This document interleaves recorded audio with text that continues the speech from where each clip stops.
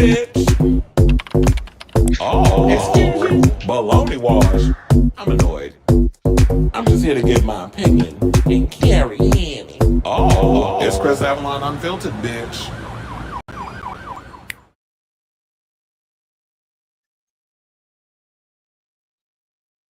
Now, here's something I haven't said in a minute. Hey, what's going on, y'all? It's Chris Avalon. A happy Saturday. Welcome to the Chris Avalon Unfiltered Show. Basically, a show we basically talk about all things going on in celebrity news, pop culture, hot topics. It even gets political over here every now and again if it bleeds within whatever's going on in the world of entertainment. So if that's a show for you, definitely stick around because we have a lot of tea to spill today, including we got to talk about weapons going up against Freakier Friday. I already got the early prediction numbers. We also got to talk about Final Destination 7. Nobody should be surprised that we're getting another one, but I got the tea on that. I also got some news on the Hannah Rossa Cradle remake. It's coming a lot sooner than I actually thought.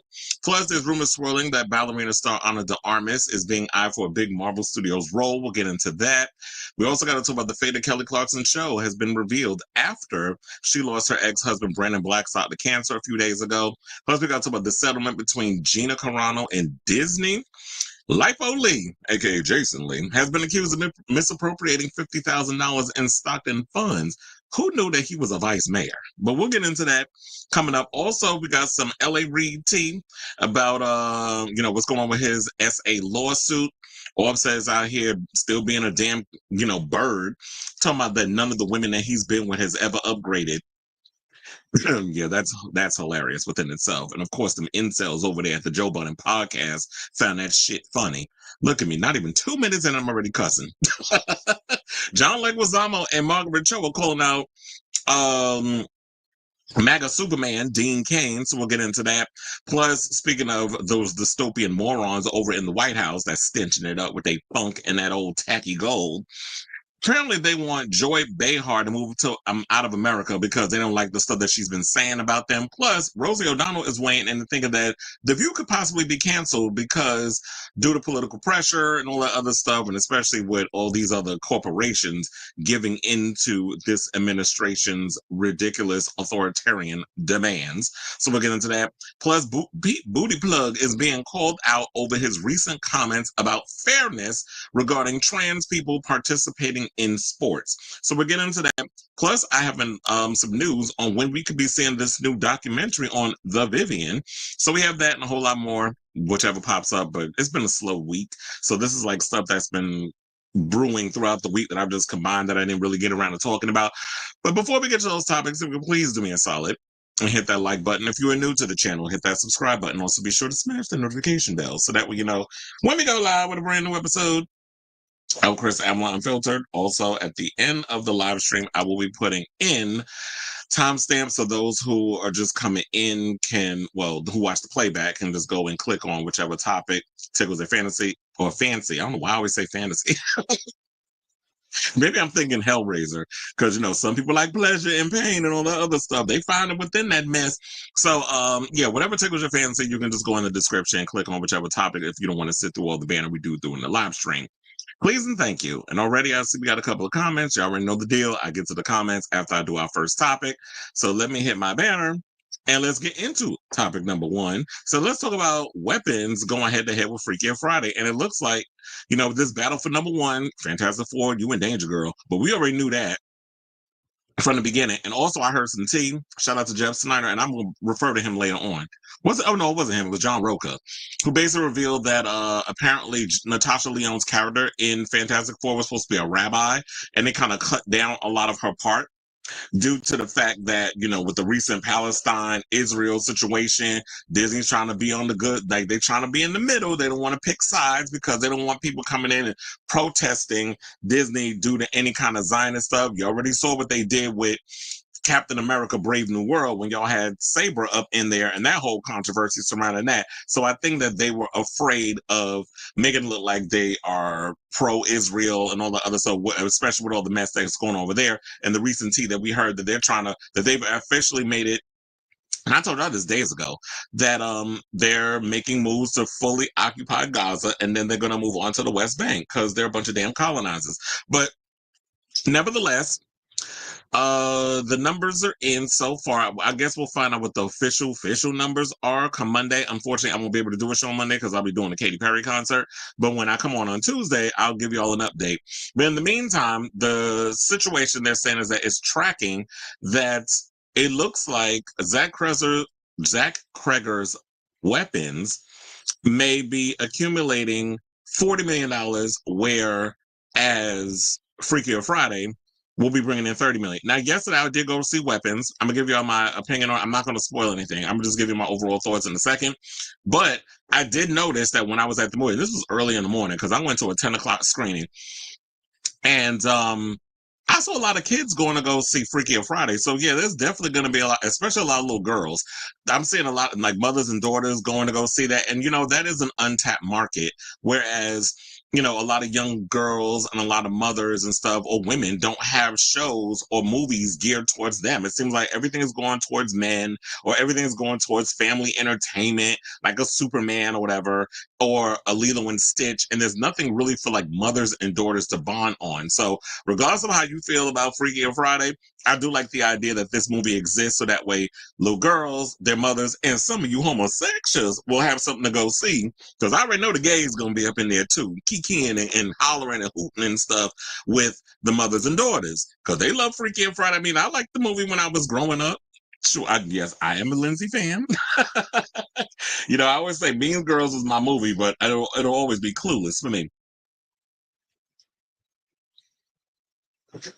But I would say Clueless walk so that way Mean Girls could run. But then again, if we're going to go there, we can't forget Jawbreaker.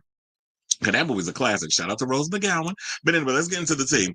So it says the pick boasts an impressive 96% critic score on Rotten Tomatoes, and that would be Weapons, and an A- cinema score for audiences, a great grade for a horror pick. Now, the challenged horror genre could use a win after such box office bombs as Blumhouse and Atomic Monsters Megan 2.0, which opened only $10 million in June on its way to topping $40 million worldwide compared to $180 million the first film. Well, everybody said the problem with Megan 2.0 is Megan thought that they could just jump immediately from being a horror movie, horror light, if you ask me, because I always looked at Megan as like horror movie for beginners. Whereas, and then they decided to jump into this whole action comedy. What I was like, what? That is not what, and it just turned a lot of people off. So, and then they said, and Weapons is another notable win for Warner Brothers, as well as its New Line division, home of Final Destination Bloodlines, which we will get into after this topic, which also, regarding the sequel, which also broke the horror curse earlier this summer in opening to 51.1 million domestically on its way to grossing north of 285 million globally. Now, based on the original story, the R-rated Weapons was the subject of a heated bidding war when the package hit the market.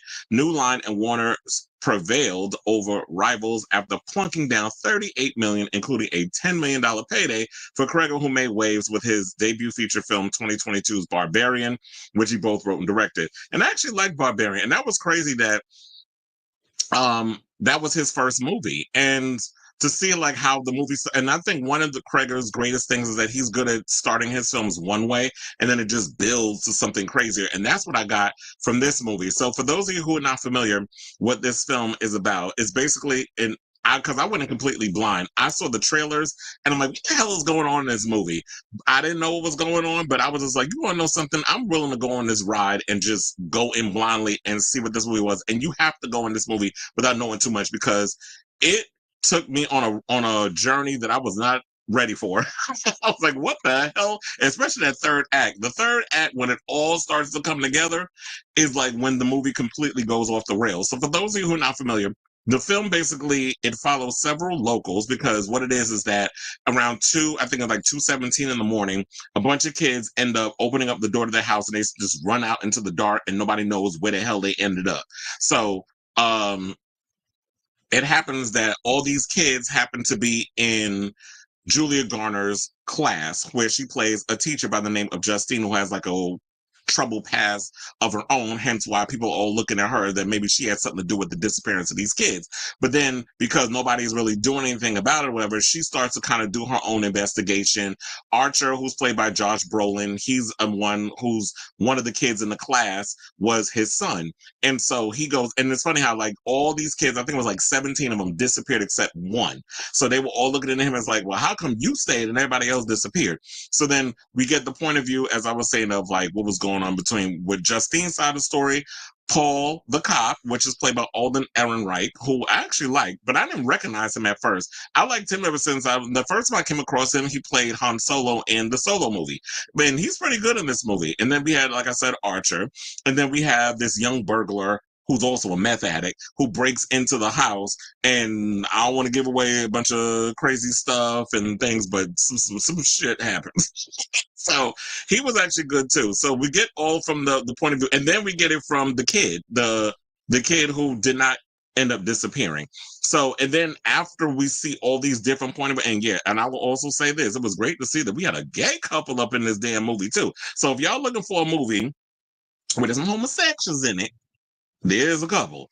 I ain't gonna tell you who, but there's a couple in there. And then when it just comes like this, like when it get, like I said, once it gets to the third act and all of these pieces that you have to watch, all these different points of view and how the whole story comes together in the third act, I was like, what the hell is going on? And then it was one particular woman that really like took me for a loop, and that was the one that played the kid's aunt. Who I was like, who did her makeup?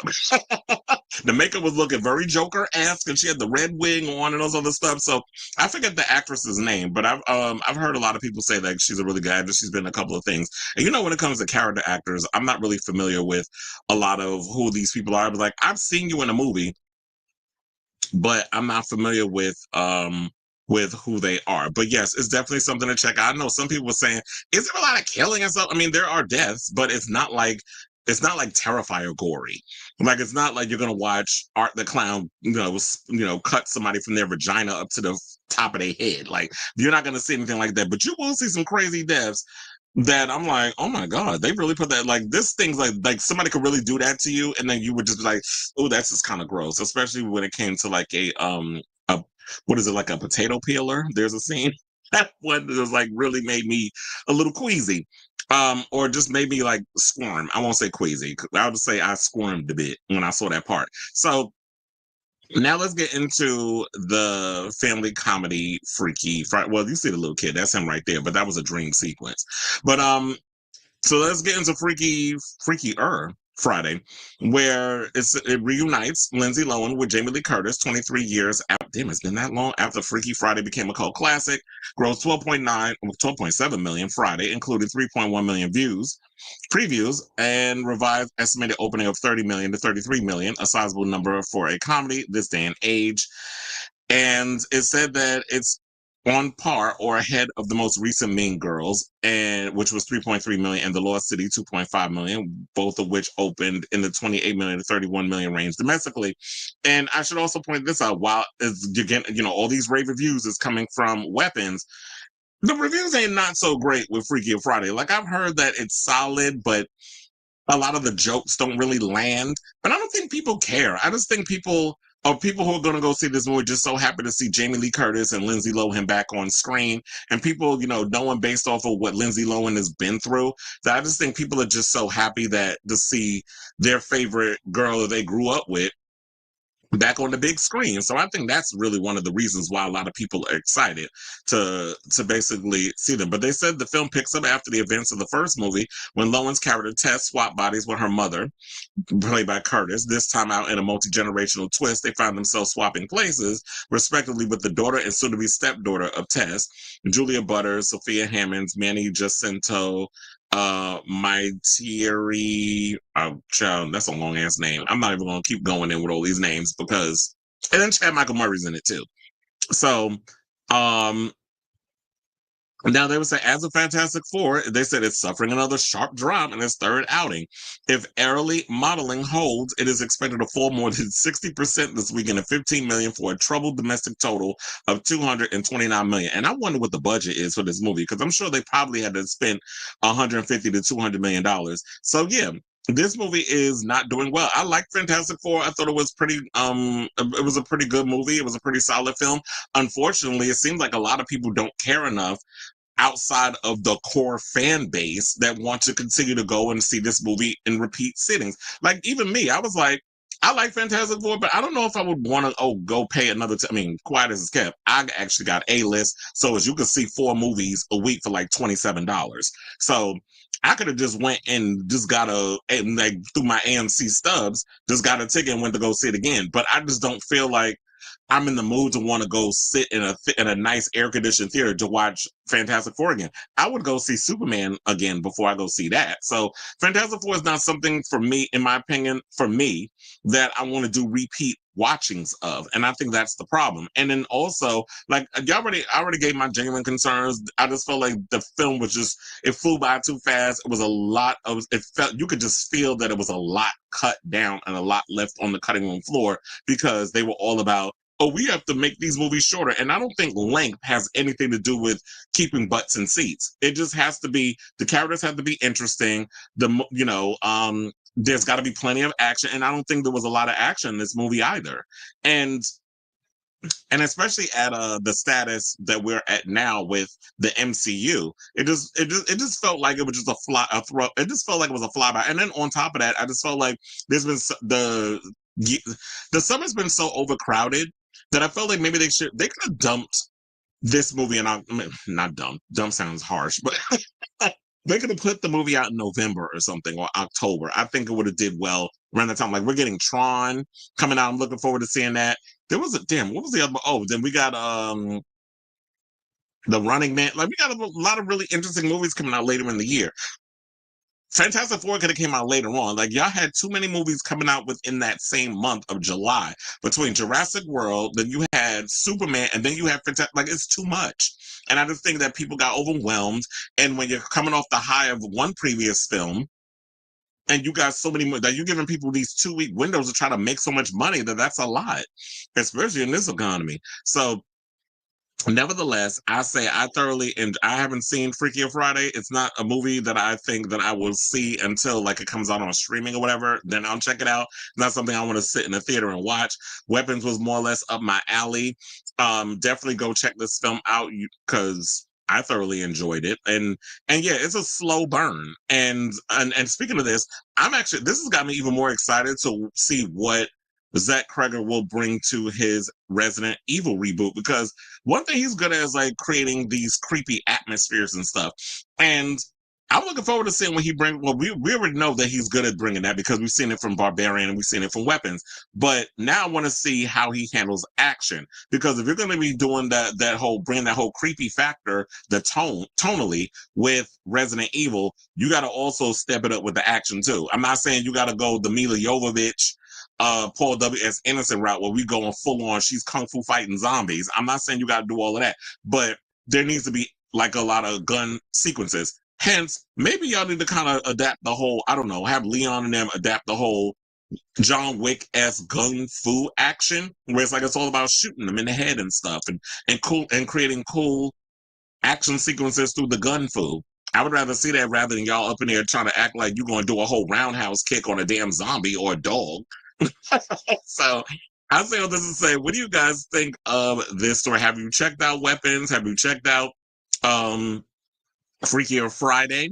I knew it was going to be a big battle for these movies for the number one spot, but it definitely looks like Weapons is going to take the spot, and rightfully so. Even though I haven't seen Freakier Friday, I just feel like based off of the reviews and everything, it seems like the better movie to take the number one spot. And this is also, in my opinion, I'm a little biased because to me, it's another win for horror. And I feel like that genre is not taken seriously enough by this industry. So any win for horror is a win in my book, and a middle finger to all them haters out there that are always trying to kind of look at horror as like just some throwaway genre to check out. So let me know what you guys think of this story in the comments down below.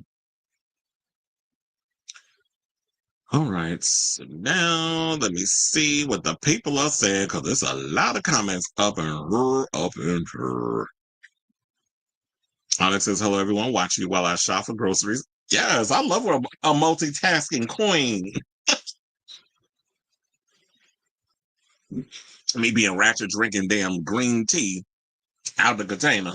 I'm like, shit, it's mine. Ain't nobody else drinking it. So, I gonna say I know what that meant, but I know you had to translate. um, Funny enough, I did my grocery shopping the other day. I bought a lot of good stuff for like $150. I was like, so yeah. Oh, I forgot you had a cat named Patches. Yes. Hola, mi gente hermosa. Hola, señorita cosa. And so I hate how I agree with Milo and Candace that the true third party is disenfranchised, or is it disenfranchised voters from both sides that agree on a lot of things. But as always, I feel like at a lot of what people don't really realize, I just hate like this whole liberal, conservative.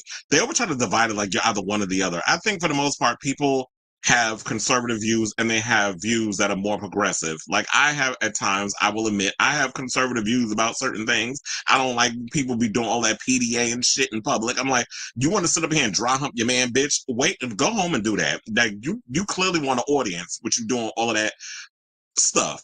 So I'm very much very conservative when it comes to like if I'm in a relationship with people, it's like I don't want people all up in my business. But I'm not gonna sit up here and act like you a secret. You're not gonna be my little secret like that escape song. But um I just don't feel like I feel like we have a lot more in common than people realize. It's just that these politicians and these political pundits have realized that the grift is they make so much money keeping us divided with the smoke and mirrors and the BS. That's what it is. Wait, what Gal? Oh, I was like, what Gal Gadot controversy? You talking about with her and being part of the IDF? I mean, that was a DCEU situation, and they still, I mean, people still put on and say, you know, she can't act her way out of a damn brown paper bag. I just wish she would take lessons and stop thinking that her being pretty is going to keep pushing her through into the industry. Because it's like, girl, and then I guess also her husband's a producer, so that probably helps as well. It's little 143, but loaded greatest hits. See, Sony Summer should have been August. hmm Well, you say Sony Summer. Are you talking about like I know what you did last summer and all that other stuff? Loving the Girls Allow remakes and Disney correcting a wrong by denying them because of the UK success.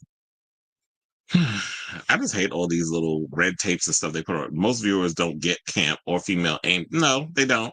But what people have to realize is that it's not for them. Like you have to. I feel like when it comes down to certain films, it's like that's why I always say like it's not for me. But I understand like when it comes to this, I just feel like a lot of critics think every movie they have to relate to it in some sort of way. And even if you don't relate to it, if you can actually fix your logical mind your mind to think logically, I should say, and realize that okay, so if this movie is not your judge, you have to look at like okay, so the tone of the film, what the movie's about, who is it marketed for, then you can come at it from that standpoint. Just like what I was saying, like with Freakier Friday, I already know like little girls and moms, that's who that's geared for because they're an untapped market, and I do feel like there should be a lot of catering stuff. There's this book. I mean, there was a movie I saw a trailer for it yesterday. Damn, who was it? Was it The Fault of Our Stars? I think they got some movie coming out based over that. I can't. Damn, I forgot the name of it. But it's about this girl that I think her uncle and the mother was having an affair or something or other, and they died in a car crash, and all the secrets in the family started coming out. Um, Dave Franco was in it. I wasn't really paying attention, but I was like, okay, this movie looks interesting because I was trying to get my phone to charge while I was watching Weapons. Fantastic Four movies, in my opinion, is better as animation. I just feel like maybe at this point, I think at this point, I think the MCU needs to realize, yes, they may be the first family. Yes, we get comic book, whatever. I just don't think the general audience cares about the Fantastic Four as a mainstream product that they want to see on the big screen. I just don't think they care. They didn't care all that much with the one with Jessica Alba and Ian Griffith and Michael Chiklis and who was the other one? Who did I miss? Um what's his name? Flame on. I mean, I was gonna say that queen. Chris Evans. Well, I heard it's gonna be in Doomsday, even though they didn't say he's gonna be in it. But yeah, nobody cared enough about those movies. And then nobody cared about the other one that came out with Michael B. Jordan. So if those movies were not really making as much money for the studios, like they did okay, except the Michael B. Jordan one, that one flopped. Then, and if this one is underperforming, then I just think like y'all just need to stop making Fantastic Four movies. Nobody cares. But you could be onto something. Maybe if you did it as animation, it will work. Just like with the DC, like with HBO, like they have all these animated DC characters. The DC animated stuff is really good. I mean, I just watched the other one the other day with Batman, and I forget what it was called.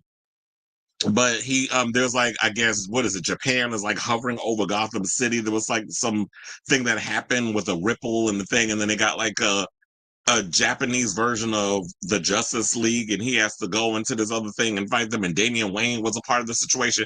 That was a good one. And then we had Red Skull, Red Hood, Red no, not Red Skull, Red Hood. Red Skull is from from Captain America.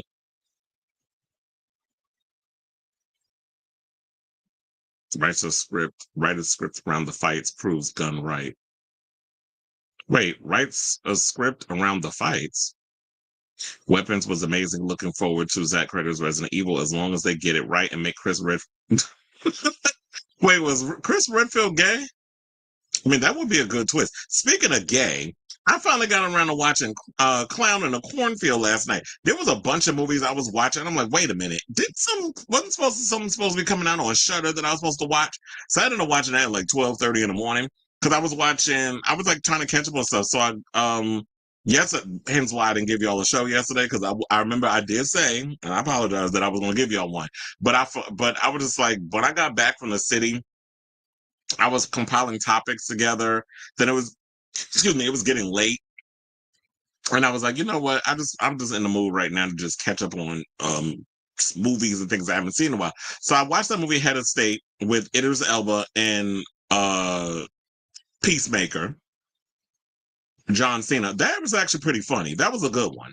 And Priyanka Chopra Jonas. I actually like that one. So if y'all haven't gotten around to watching it, it's a fun little action movie.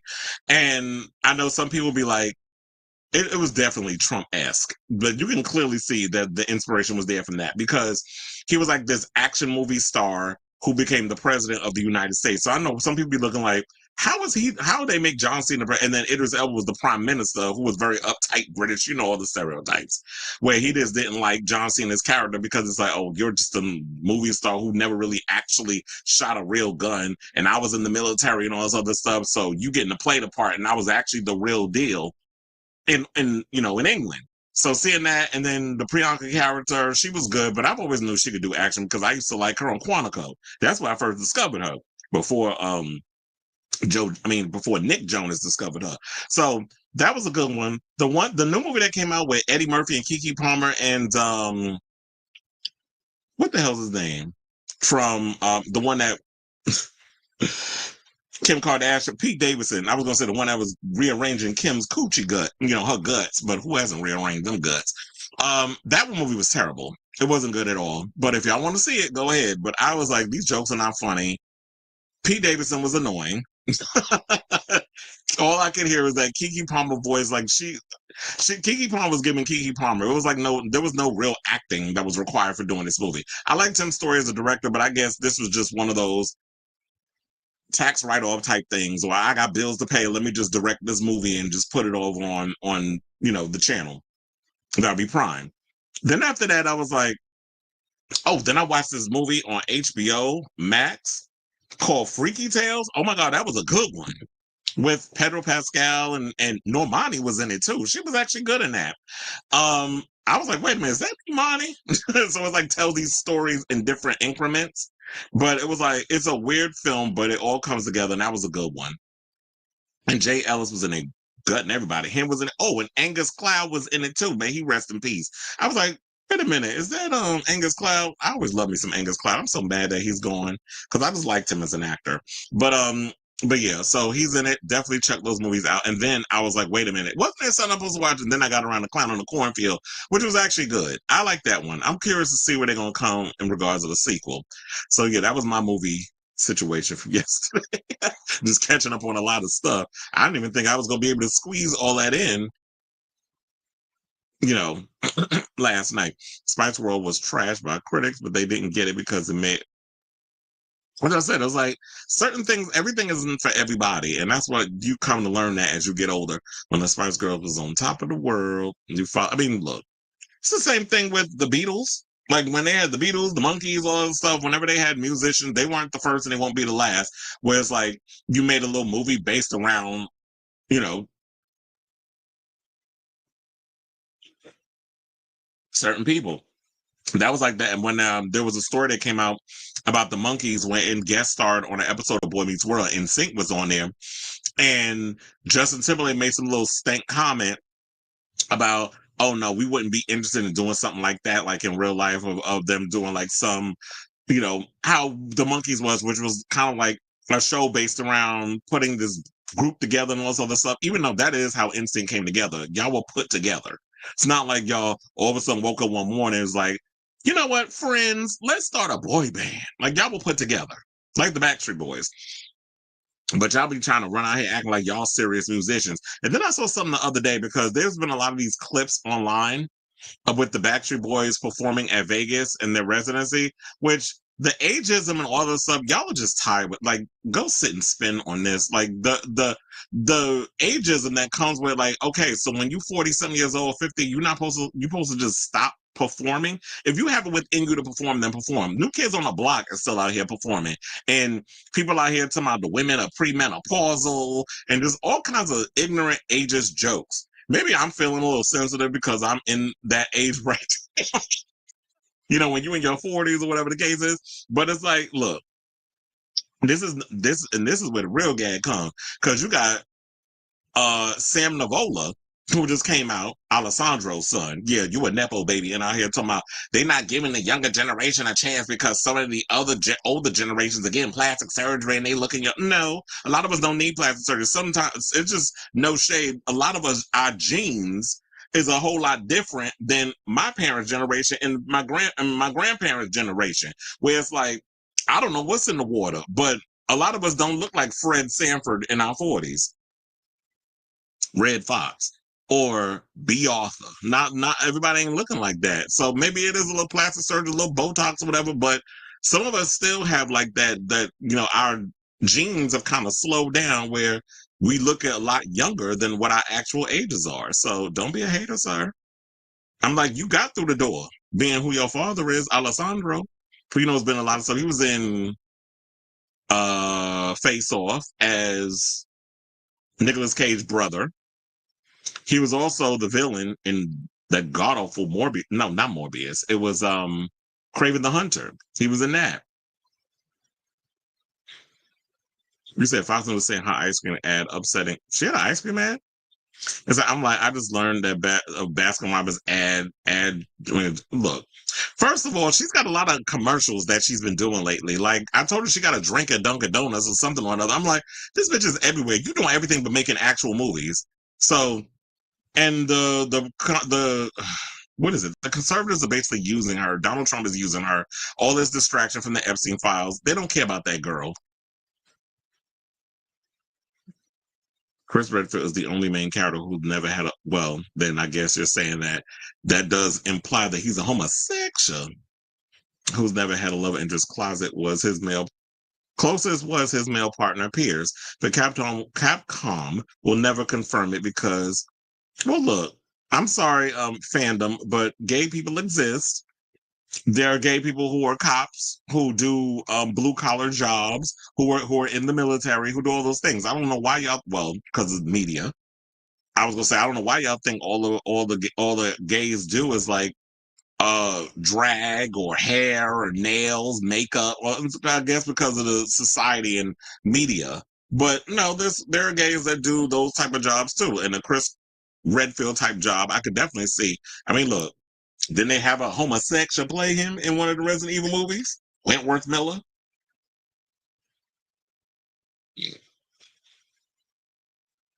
So there's that. Sales from Starbucks are low for the sixth quarter in a row, and it's not about a boycott anymore. It's their competition with Dunkin', McDonald's, and now Taco Bell. Yeah, now it's like everybody's jumping in on the coffee thing. To be honest, Dunkin' Donuts coffee is nasty. Even though sometimes I do be buying it, I don't know why. I guess because I'm like literally a Dunkin' Donuts around the corner from my house, so it's just easily accessible versus a Starbucks. The only time I have Starbucks is if I go into the city. Which yesterday I was in the city, so before I needed some breakfast, I went to Starbucks, and so I wound up. I always get like a cold brew. That's like the only thing I usually drink. I just love cold brews. I'm obsessed. So if I could get a cold brew sponsor, putting that out in the universe, if I can get a cold brew sponsor, that I will be happy for life because I just drink them shits all day. I probably shouldn't drink as much coffee as I do, but yeah, I don't really do McDonald's like that. Ever since I found out the stuff they put in them damn chicken nuggets, I was like, this ain't even real food. So, and then I didn't know about the refrescas from Taco Bell. I haven't been to Taco Bell in years. So maybe out of curiosity, I'll go in there and try. I'm still mad I didn't try that Glorilla burger yet. I need to get around to trying that. As Club 7 did a TV interview in a movie, it's a great way to sell the albums. Yeah, I kind of wish they would go back to that. It's a great marketing term. Justin Timberlake, that's how I became an well, Justin Timberlake's a twat. Hence why he's over here trying to tell people that he got, what did he say? Lyme disease. Some people say he got, you said lame wrong, or spelled lame wrong. His mom was Angela in Scream. Was it? I didn't even know that. Starbucks will survive because of us millennials. That was our hangout for homework meetings and such. Although when I went yesterday, it wasn't a lot of people in here. Maybe it was a slow day, but normally, yeah, it normally do be packed up in that. I had yesterday. I actually tried the raspberry cold brew. Couldn't really taste the raspberry until like halfway through. Them, like, okay, I finally tasted, but I ain't tasted that first. All right, y'all. And let's move on to our next topic. Now that we got through all the comments. And let's get to Final Destination 7. Now, I guess it would take somebody being a little slow, short but slow, I would say, to not know that we were getting a Final Destination 7. But yeah, it only took about maybe a month or two for them to finally announce that, yeah, we're getting a Final Destination 7 with one of the co-writers, Laurie Evans Taylor, coming back to pen the new installment. Now, Craig Perry, Sheila Hanahan Taylor, John Watts, Diane McGonigal, and Toby Emmerich also returned to produce with Warner Brothers a New Line movie with Warren Zide executive producing. Now, Final Destination Bloodlines, the sixth movie in the 25-year-old franchise, opened at number one at the global box office this May with a $51 million domestic debut. The movie achieved the best opening weekend in the series to date. By the end of its theatrical run, it became the franchise's highest grossing film with a $286 million global haul. Overall, I think they meant death, but they spelled it Feth. Come on, Variety. What happened to proofreading your stuff? Overall, the death-driven series has earned over $983 million worldwide, making it New Line's third biggest horror franchise behind the Conjuring universe and the It movies. Speaking of which, am I the only one that's not all that excited for the Conjuring Dead? What is it called? The Last Rites? They showed another trailer yesterday, and I'm just like, I never could really get into the Conjuring movies. I like the first one, but after that, I'm like, I just don't care. But I'll check it out. Because I've seen them all at this point. I'll check it out when it comes out on streaming or whatever. But then again, now that I'm thinking about it, since I got AMC A-list, sometimes I'm at a point where I'm just like, you know what? I could just go to the movies and watch these films where it's all paid up under the whole A-list thing with the $27 a month, 4 movies a week, that sort of thing.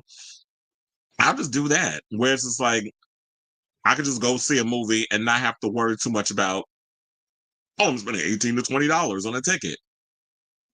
So they said Taylor co-wrote the screenplay for Bloodlines with Gary Busick, who does the Scream films.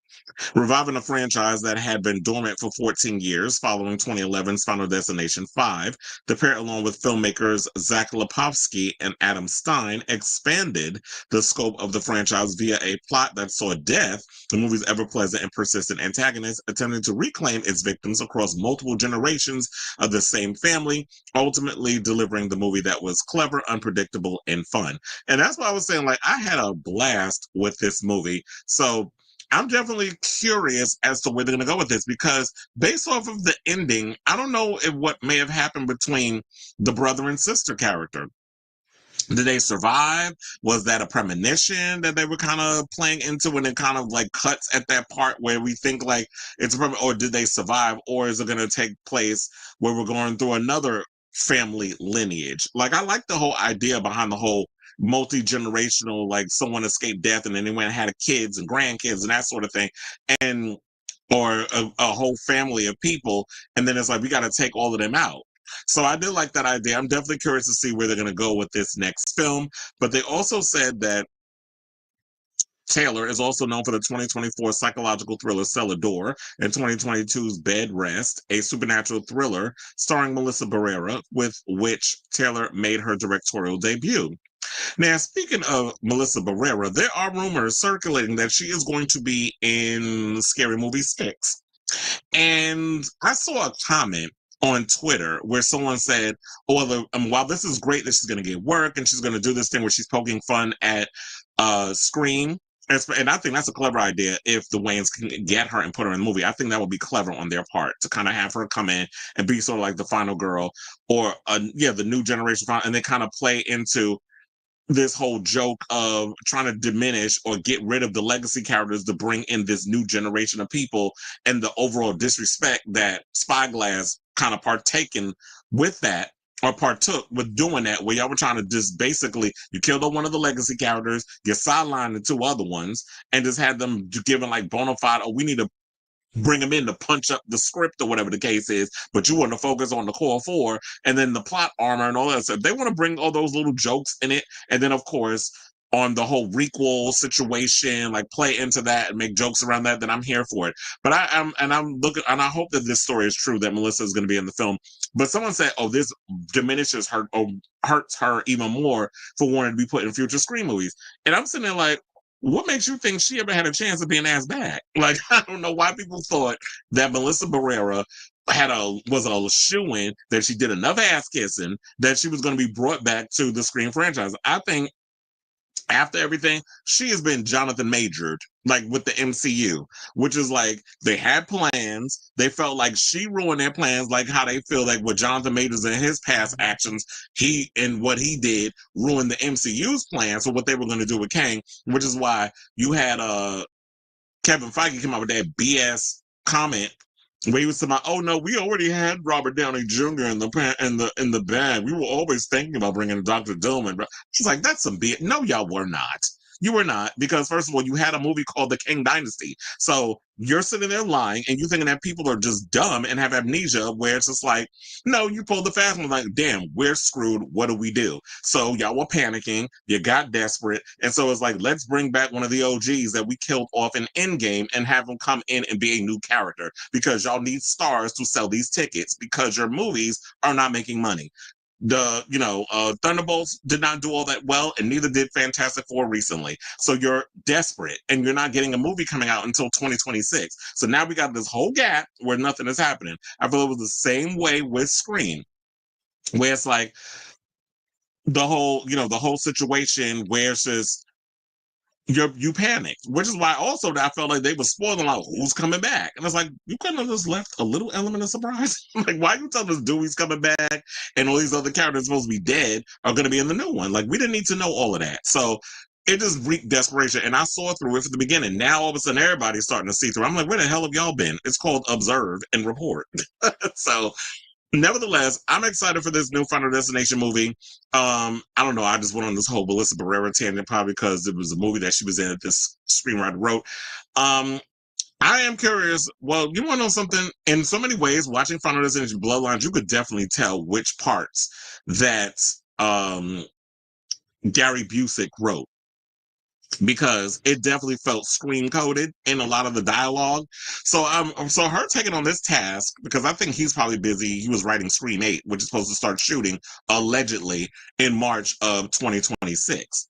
But I'm definitely curious to see her take on this whole franchise by herself, or maybe she will have a co-writer. Who knows? It doesn't say, and see what she brings to this. Because I like the last film. I just hope that they can keep this momentum going, and y'all just not trying to rush and throw something together because y'all want to strike while the iron is hot. If we could wait 14 something years, 14 plus years for y'all to give us a good Final Destination movie, then take your time writing a script and putting it together so y'all don't just give us some crap because you want to just latch on to the success and hope that we're just going to come running out and coming to see the movie. Like, don't I Still Know What You Did Last Summer, this movie, and rush it out, and then you just got a terrible, cheesy script, which in so many ways has a little soft spot in my heart.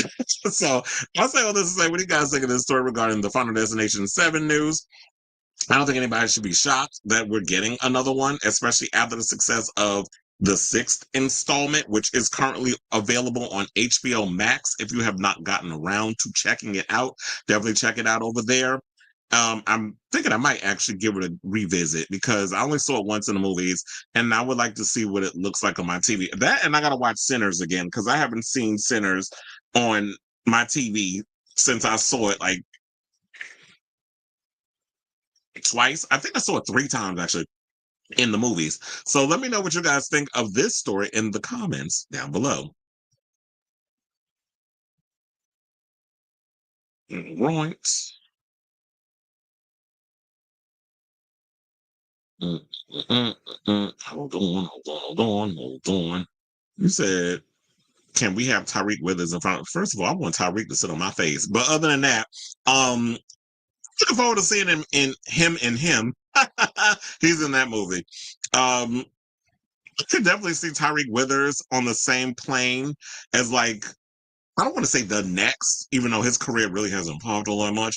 But I could definitely see him in the same. Maybe I'll see him in the same range as like a Mason Gooding. Although Mason Gooding's been doing a lot of bad movies lately. There was some movie where he was playing like the villain, the lead villain. I'm like, this movie is not good. It was on Netflix or something or another. Just as over the top acting was bothering me. Where it was on like it was with one of the Sprouse brothers. That's what it was. That he was in that movie, and it was like him and his sister. I think it was Cole Sprouse. They were on a bridge together with his sister. They were going somewhere, and then all of a sudden they get taken over by terrorists. And Cole Sprouse was trying to be like this Jason Statham type character with action, and then you had Mason Gooding being the lead villain. I'm like, what is this? This movie is god awful, but I'm already deep into it, so I keep going. But I would like to see Tyreek Withers and stuff. First of all, he was the best part of No Shade. He was the best part of I Know What You Did Last Summer. Speaking of I Know What You Did Last Summer, I heard Chase Sweet, whatever her name last name, I forgot her last name. Apparently she's in the Buffy pilot, which you already know started shooting already. Or maybe you don't know because there have been pictures online of Sarah Michelle Gellar on set in this red outfit, and people was like, I hope that's not what she's wearing. I need to see her in a crop top. First of all, this is not 1997. And she's not up here trying to get you guys to have erections looking at her. Like, she's a woman of a certain age. Sarah is almost 50. So she's a much older Slayer. And this might be corporate Buffy. Who knows? You said, who's driving all of this? Gen Z is big on this, and they're not drinking alcohol. They're getting specialty drinks. So I guess Robert was right about maybe. Well, he does go into these deep dives. He said, did you see the discussion millennials were having on Twitter about the song Home and whether it was a good song or not? I like the song, but it's from that indie folk hipster era of it. Wait, what song? You said City Zoomers are what? Y'all have lost me. He said media and Washington Democrats abandon the country in rural America because it's not important to them. City has 5 to 8 million better to persuade the left, where Trump kept visiting.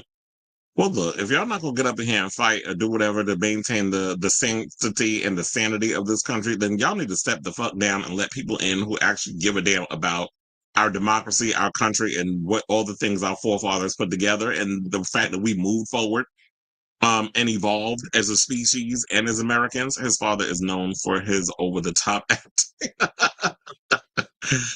This is a hike by Everett Sharp and the Magnetic. I don't know that song. I'm sure you've heard it before, but the title, I probably have heard it. I probably have to hear it, but yeah, the title was not familiar. Okay, now speaking of, well, I guess this could be considered a thriller. Let's get into the Hand of Rasa Cradle. So apparently, I'm sure we talked about this earlier, but there was a story that came out earlier in the year that I reported that there was a Hand of Rasa Cradle remake coming, well, in development, starring Micah Monroe and Mary Elizabeth Winstead. The one thing I didn't know who was playing the husband was Raul Esparza, who I think is from Law and Order SVU. Well, apparently, according to Jeff Snyder, they finished the movie back in March, and we could be seeing this movie coming out in October on Hulu. So Disney's remake of the famed 1992 domestic thriller, The Hand Around the Cradle, is coming sooner than expected. Now, the original Curtis Hanson directed film starred Rebecca De Mornay as Peyton, a woman getting revenge on a new mother played by Annabella Sciorra, whose testimony led to her sex offender husband's suicide and Peyton to miscarry. And that's when, she infiltrates the compound. She basically comes in for the new nanny for their daughter, played by Madeline Zima. Cool. If I'm not mistaken, oh wait, was it Madeline or was it Yvonne? Because I know both of them. I think Yvonne was the daughter in The Long Kiss Goodnight. Madeline Zima, if I'm not mistaken, was in The Collector, the first one. And she was on The Nanny, in an effort to take the kid and husband, played by Matt McCoy, for herself, seducing him and killing anyone who might expose the truth about her motives. Julianne Moore and Ernie Hudson I forgot that Julianne Moore played the friend, and Ernie Hudson played this guy who was mentally challenged. That wasn't the word she used, though. She used the R word. The new take sees Micah Monroe take on the Peyton role alongside Mary Elizabeth Winstead as the mother and Raul Castillo as the husband. Filming took place earlier this year, with the project wrapping in March. Now, the Hot Mike's Jeff Snyder indicates that project is being fast-tracked through post-production, with the aim being to have it ready for a high-profile straight-to-streaming Disney Plus debut this October. It's funny how now they all want to start the whole Disney Plus thing when Disney Plus don't go into effect until 2026. But it's going to Hulu. They sit up here saying Disney Plus. I already understand they're about to merge all of this into Disney Plus, whatever. Me personally, I don't like the idea because I just don't think Disney Plus has a lot of meat on the bone when it comes to content. I honestly wish that Disney would have just absorbed Disney Plus over into Hulu, because their interface and everything is much manageable. It's easier to manage. Then we don't have all of this headache on Disney Plus trying to find stuff through their interface to watch. It's confusing. So hopefully, I guess, like I said before, when Disney Plus takes it over fully and Hulu gets swallowed up into Disney Plus, that they'll adapt the interface from Hulu, and then it'll be easier for us to manage, because quiet as it's kept, even though I'm paying for Disney, ain't shit on there worth watching. So in regards to The Hand Around the Cradle, I'm actually looking forward to seeing this. I love the original movie that came out in I think what they say, 92. I love the original movie, especially the fight at the end. The third act is everything. It felt like your step above a Lifetime movie of the week. That's why we love it. And to me, I feel like this is smart on their part. And everybody talking about, you should just dump everything on streaming. These would be, first of all you snobs that act like that streaming movies shouldn't go, or movies shouldn't go straight to streaming in certain situations. You got to read the room. Number one, a movie like The Hand Around the Cradle, it's going to be a hard sell in 2025 to put in the theater. I don't see a lot of people running to the movies to see this, but I could definitely see that if this is dropped on Hulu, that a lot of people will sit at home on a Friday night on a date, because I don't know if this is the type of film you would want to watch with a date. Your date might look at you with the side eye if this is some type of film you put on. But if y'all are adventurous, go ahead and put that on. But and what I would do is I would do like a back-to-back, like, because I actually own a Hand Around the Cradle. So I will put the original on, and then right after I will watch the remake and kind of compare the two and see like what were the changes. Did they capture the spirit of the original movie and that sort of thing? So I'm actually looking forward to this. Definitely, the Hannah Ross Cradle looks like this is a type of film that, yes, it definitely warrants being on a streaming service rather than in a theater, because I just, like I said, I just don't see a lot of people rushing to the theater to see a movie with this type of subject matter in it. So I'm looking forward to it when it comes out in October. We'll see if Jeff Snyder was on the money in regards of, his scoop that he wouldn't put out on the recent episode of The Hot Mic with John Rogan. Shout out to y'all over there. So I say all that to say, what do you guys think of this story regarding this news that the Hannah Ross Cradle remake, they done fast tracked it. They filmed it pretty quickly. I mean, a film like that, it don't take long to shoot. It's probably like a good month and a half, 2 months, because it's like a low budget thriller, whatever the case is. So it's not like you got to do special effects and monster makeup and all kinds of other stuff. So it's not like you got to do green screens and all that. It's not a Marvel movie. So you can fast track doing these movies relatively quickly if you know what you're doing. So what do you guys think of this story? I mean, are you excited to see the film, all this other good stuff? I do think this would be a perfect thing to come out in October, especially over there on Hulu. And Hulu hasn't disappointed so far in regards to the type of straight to streaming movies. I mean, I like their Hellraiser. I like Prey, which should have gotten a theatrical release. They learned their lesson with the new Predator Badlands. So I'm glad we're getting that in the theater. And yeah, so far they've done a good job with some of the straight to streaming movies. I haven't had a problem watching them or thinking that they were bad. I mean, this might be different, but this is going to be good, campy, messy fun. So let me know what you guys think of this story in the comments down below.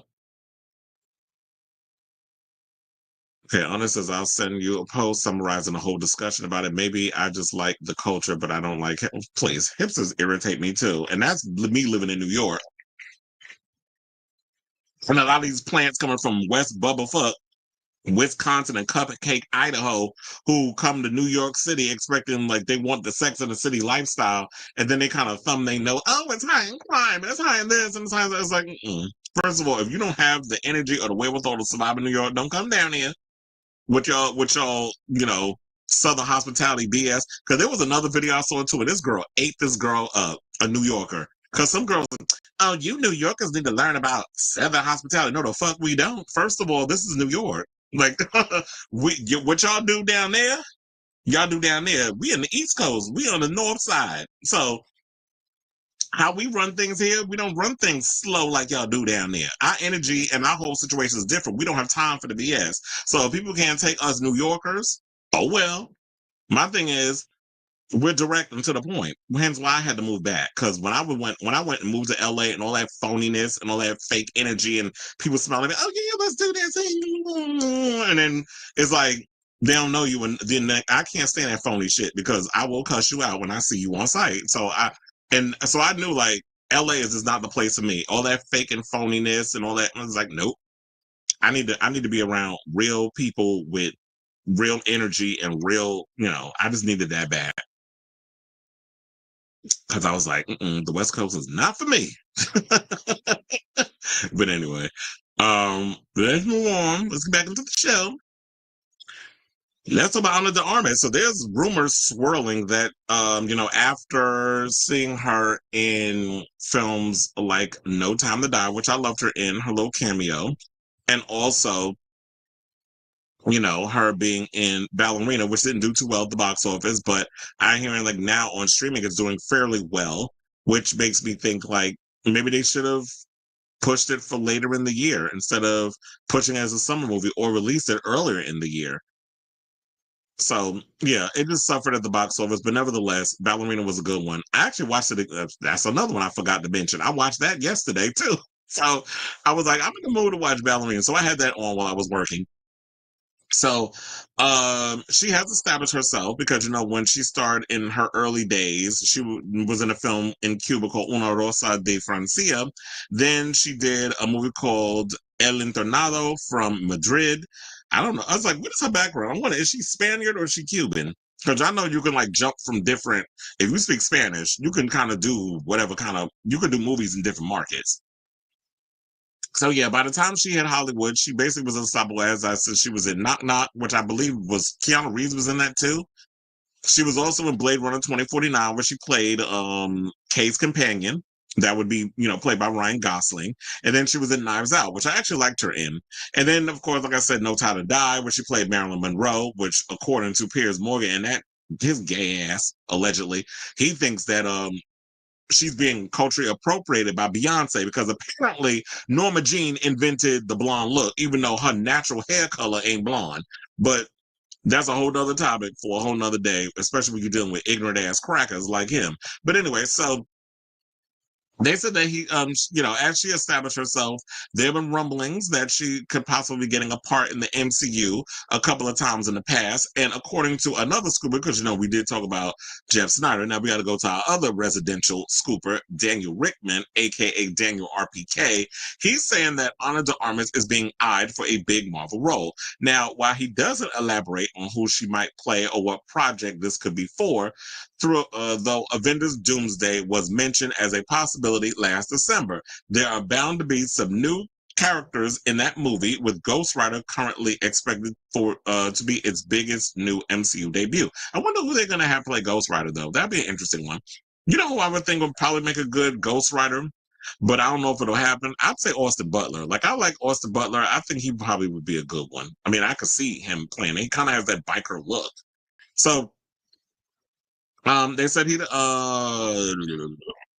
I think that they put the same thing. So, okay, so they said then she was talking about like how I guess she is good at doing stunts and stuff, because here's what she talked about when she was doing Ballerina. They said the stunt team, which was amazing, taught me all the basics for fighting and how to connect with every move with the other, so I could be flexible and prepare for anything they could just throw at me and improvise. Things will always happen, so you have to be prepared.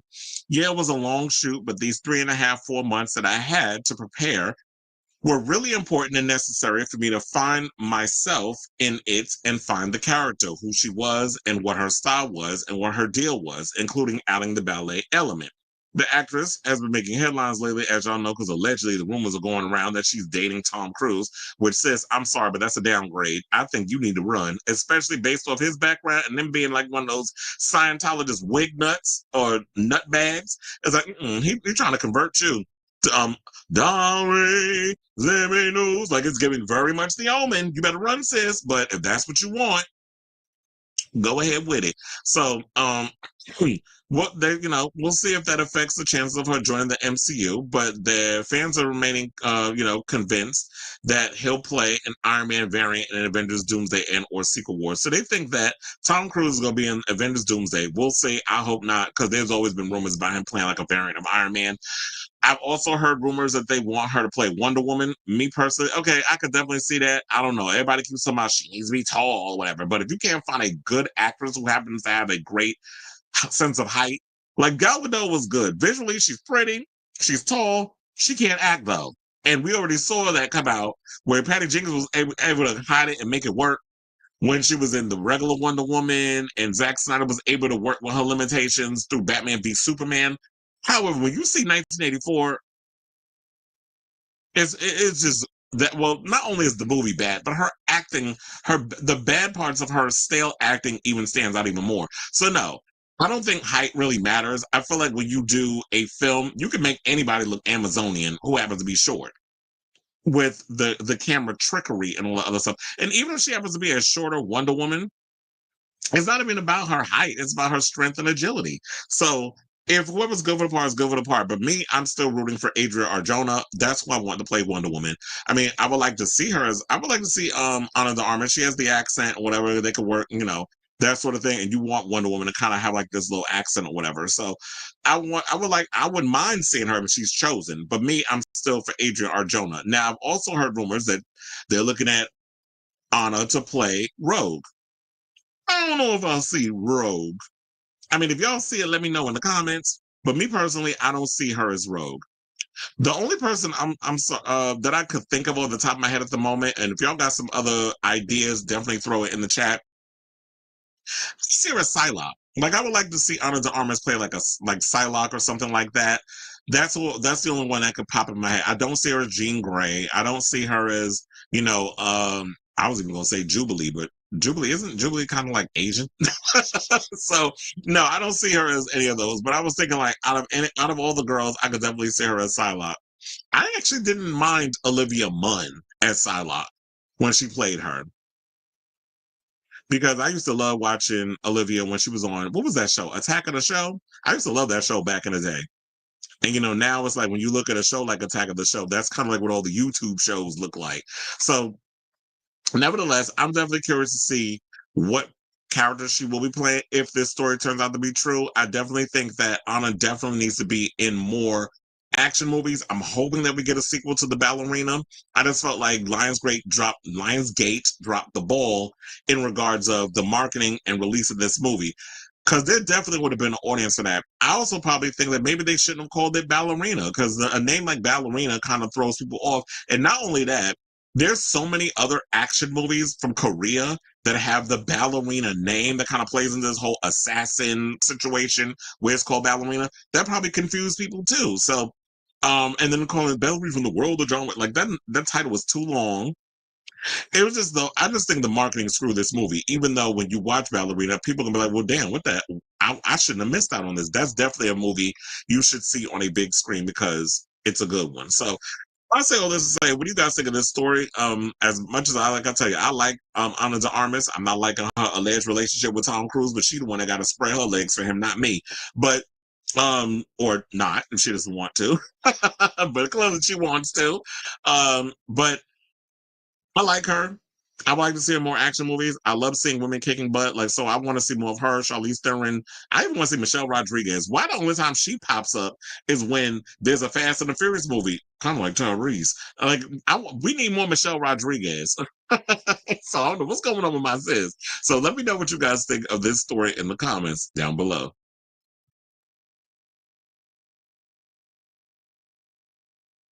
You said word is Thanksgiving 2 is canceled. Eli Roth blames Addison Rae, saying he can't wait. And because she's more focused on her music, he is mad because she doesn't want to act anymore. Well, look, if it doesn't happen, look, they could do something what they always do. If an actor doesn't want to come back, you hire a new actor. They've done it before when, for example, what the hell was that? Well, when the actress that played Alice, because she was being stalked, was in Friday the 13th Part 2, they killed her off in the beginning. And then they brought a new character. Heather Langenkamp had so about when she was stalked, she ran off to the, LA to get away from it all and all this other stuff. There was another, damn, who was the other actor that happened to? Oh, Patricia Arquette. When she was Alice in A Nightmare on Elm Street Part 3, they wanted her to come back. She wouldn't come back. So they brought in a new actress. So replace her. I don't think that Allison Ray needs to come back in order. Like, that should not stop your movie. It's like, get a new actress to come in, a new replacement. So it is what it is. Because I will not be canceling a movie idea that I have if one of the actors don't want to come back. Okay, y'all. So now let's move on. Let's talk about Kelly Clarkson, where who's currently grieving over the death of her ex-husband.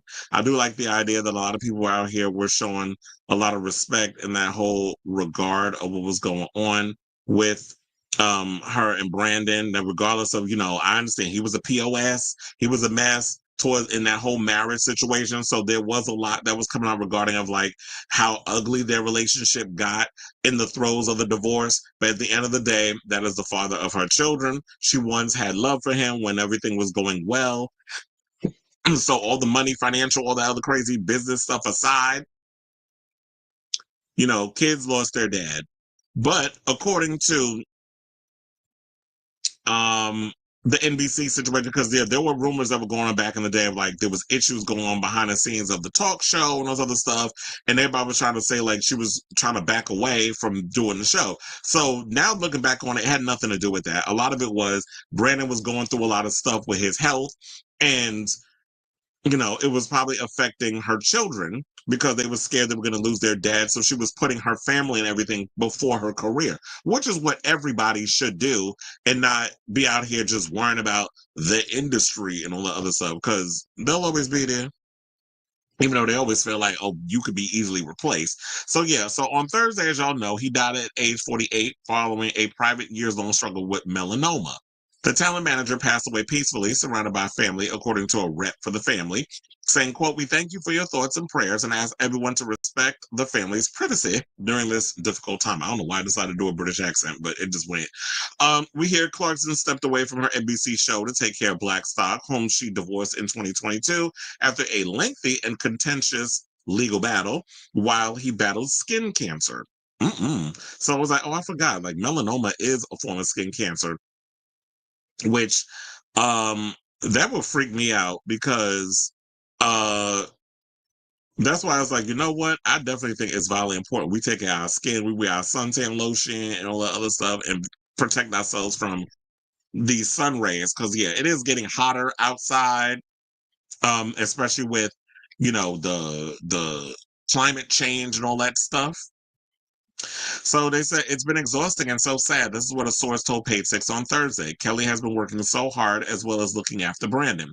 Despite the difficult divorce, he's still the man she loved and still her kid's father, which is what I said. During Clarkson's abrupt departure between February and March, several celebrity guest hosts, including Simu Liu, Roy Woods Jr., and Brooke Shields, took over. Many question Clarkson's future on the show following their leave of absence. Now, in terms of her other gigs, the stronger hitmaker canceled the remaining of her studio sessions, Las Vegas residency dates through August on Wednesday. Now, the American Idol alum wrote in a Instagram post she needed to be fully present for her family while Blackstock continued to heal with a serious illness. Now, this also came after she had canceled her opening show in July at the last minute. Now, they said that the cancellations were due to the songwriter fighting some serious hidden battles that very few people are privy to, which the serious hidden battles was his sickness. It had nothing to do with her. It was her ex-husband was sick and he needed help, and she was basically helping him out. And with the kids, she wanted the kids to spend time with their dad and stuff. So now they said the residency is expected to resume in November. So I don't know what's going to happen with those dates that were, popping off in August. If those are going to be rejudged, or you could probably go and they'll take those tickets for those days and reschedule them for a later date, maybe in 2026 or something or another, which has got another hiatus. So I'm sure that they'll figure out or work it out. Maybe they have already, and I just haven't read up on it. But for those wondering, yes, Kelly's show still will resume. The show must go on, as I've said, at the end of the day, and she'll be back on, out here in New York in September doing her show. And, like I said, being there for her kids who are going to be spending the rest of their life having to mourn the loss of their dad. So shout out to you, Miss Clarkson. And I say all this to say, what do you guys think of this story regarding this news regarding Kelly Clarkson? Yes, her show is still going to be around. I mean, me personally, I don't watch the show. I watch little clips every now and again when depending on the guests and stuff that she has on. To be honest, I mean, even though I don't particularly care for her style of talk show or whatever, she is a step above Screaming for Hudson, who don't even do research on the people that she has coming on the show or pays attention to whatever the hell they're saying. We've seen how messy she gets as a host. So let me know what you guys think of this story in the comments down below.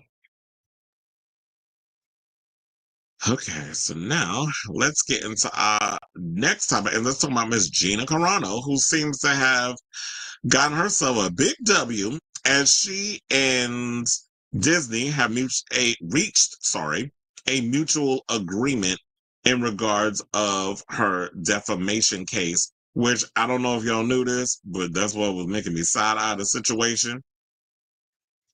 But her case was being funded by Elon Musk.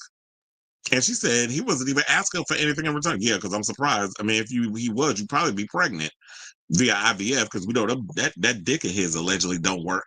Now, they said the specific terms of the agreement were not made available. Now, they said, quote, Miss Carano was always well respected by her directors, co-stars, and staff, and she worked hard to perfect her craft while treating her colleagues with kindness and respect. With this lawsuit concluded, we look forward to identifying opportunities to work together with Miss Carano in the near future. Now, this is also what people don't realize, that she was making little comments on. Now, that may be great that you were sitting up there in, when you would get on set and you were showing all kindness and respect to everybody that you work with from the cast of the crew. That's awesome. However, there was stuff that she was saying on social media that was propagandized, and I find it hilarious that people were trying to compare Pedro Pascal calling Donald Trump Hitler when he is trying to combat authoritative ideals from people like a Hitler, a Mussolini, and so many others. A Mossad, all these other people like you're over here trying to occupy and adapt a lot of these authoritarian type of, situations for America. Anybody that says anything remotely negative against you, you ready to tell them to leave the country. Like that story we're gonna get into when we get around to the White House want Joy Behar to move out the country because they don't like the fact that she's going against him. And I'm sorry, sensitive pants, and I'm talking about all of y'all over there that not everybody's gonna kiss your ass and agree with everything that you do. That just comes with the territory. And so if you want to get a bunch of guest people around you, then have at it. Live in your little bubble. But we all don't have to comply to your BS. And so some of the stuff that she was saying, she likened the treatment of American conservatives to the treatment of Jews in Nazi Germany, which I don't agree with because I'm like, if you're going to be conservative and believe what you believe, then that's great. But you're not being persecuted for your beliefs. Now, if anything, they're trying to dismantle freedom of speech and things of that nature. We're seeing a lot of Project 2025 getting through and becoming the norm in America, which we should be pushing back, against that with every fiber in our being. And then her post was widely criticized online and spurred a trending hashtag fire Gina Carano hashtag. And then she went and said, I'd like to thank you all for your unrelenting support throughout my life and career. You've been the heartbeat that has kept my story alive. I hope to make you proud. This is what she wrote in a statement on Thursday. I'm excited to flip the page and move on to the next chapter. My desires remain in the arts, which is where I hope you will join me. Well, she also went and thanked Elon Musk for helping fund the lawsuit and asking for nothing in return. Well, I think the return was that he got attention from all of this because Elon Musk attacked, who is now considered, if you look at the polls, one of the most hated men in the world. So you getting him to or all of a sudden, not I won't say getting him because I feel like he volunteered his services because of this whole crackdown on freedom of speech, and they all try to mask this as some type of grift for their own personal gain. This is what a lot of them do. I mean, MAGA and them, how they've been able to take a lot of what's going on, propaganda, and flipping it into a way of, taking propaganda and flipping it into profit. I guess the word I'm trying to say is a skill that they have been able to accumulate, which I've been noticing in the past couple of years, especially now. You start to really notice it because at this point they feel they'll need to hide it, their ulterior motives.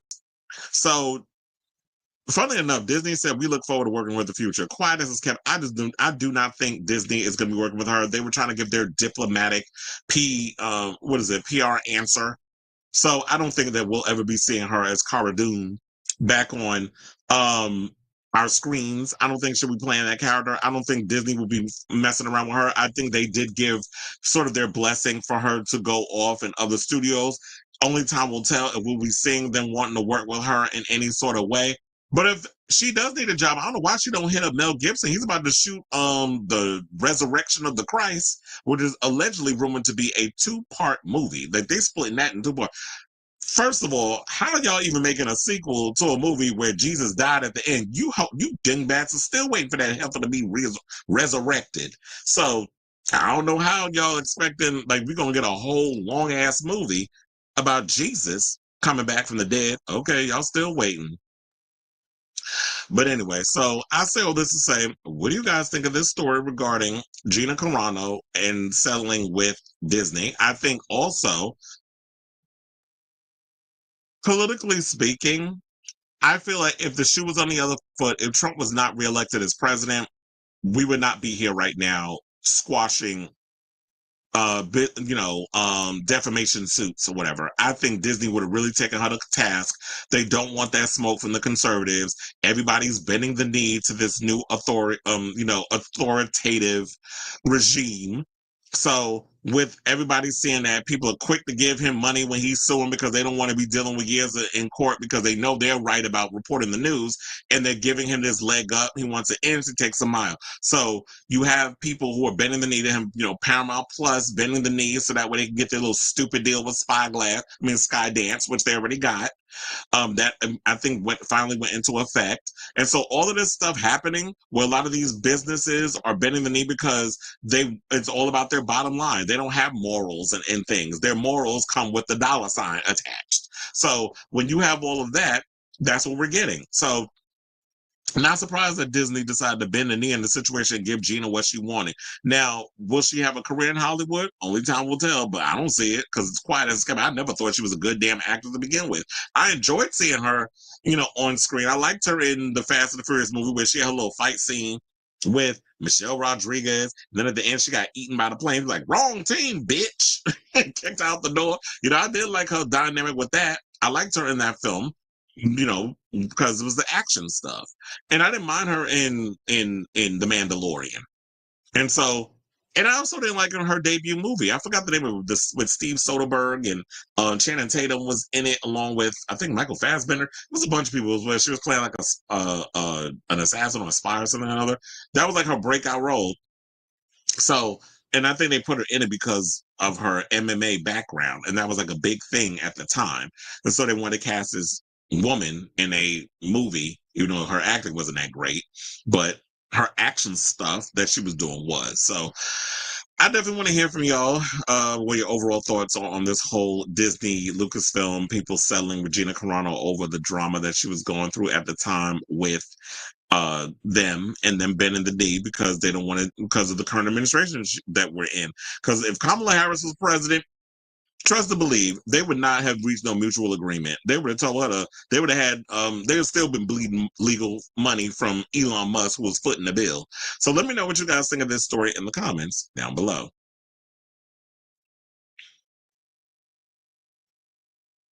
Yeah, Drew Barrymore, I don't get her either. I don't know how she still got a damn show.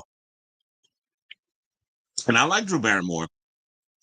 I just don't understand. I just feel like the whole daytime situation, late night is dry. I'm not surprised that Jimmy Fallon, of all people, will bring on a neo-Nazi after Stephen Colbert got fired. Like, we literally see what he's doing. I've always never particularly cared for Jimmy Fallon because Jimmy Fallon has always come across as a baby rump kisser. And it always gives that with him. Like, you're just so desperate to want to keep your tight ass job because who else is going to give you anything outside of this late night show? And it doesn't matter this one because I feel like late night is going down the toilet. Nobody's watching late night the way they used to. It's like you have movie stars and musicians, they're doing, hot ones, which I forgot. There's one that came out with Macaulay Culkin. Y'all definitely need to check that out. That gave me my life. And then we have the Happy Sad Confused podcast, and then we have so we have so many other people out here who are really giving, and even though I don't particularly like her, what's her name, the Alex one, um I forgot her name, the blonde chick, she, I want to call her Alex Cross so bad. But she has her own little show, and the celebrities and stuff go on there. So people don't really need late night anymore. I just feel like I just don't understand why the studios aren't hiring the likes of us to come on there and entertain y'all, or give us our own shows, because we're the ones who's really out here being creative with the stuff that we're giving. Y'all still trying to follow this old guard of the way networks and TV and things were, and people, the new generation is bored with that. They want to be entertained in so many ways, and not everybody's good at it. But Alex Cooper, now her name comes to me. It says she was paid in silence. Like several videos said, settlement happened after the contracts proved that Gina represented Disney, even on social media. Mm-hmm. The GOP is the true snowflakes. Oh, of course they are, especially with Kristi Noem pissed off over the fact that South Park eviscerated her. That was hilarious. How they was talking about that, like her face started melting in real time, and then it was like she needed her little fix, and then she had to get her Botox. I was like, yeah, she don't realize that how crazy her face looks. So wait, hold on, because I wanna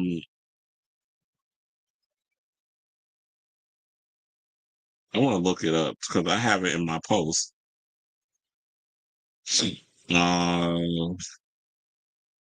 Where I had it in here. Oh yeah, and then remember when they said in the beginning, like when the first episode of South Park, but oh, the South Park hasn't been relevant in like 20 years. Then why is Homeland Security using a shot from South Park to get people to join ICE? That's what I want to know. And South Park was like, wait, so are we out? So we are relevant. And then hashtag eat a bag of dicks. I love South Park because here's the funny thing. I say the same damn thing when people piss me off. Eat a bag of dicks. That has always been my go-to phrase. Either eat a bag of dicks or sit and spin. That's what usually I do. So it's like, so what is it?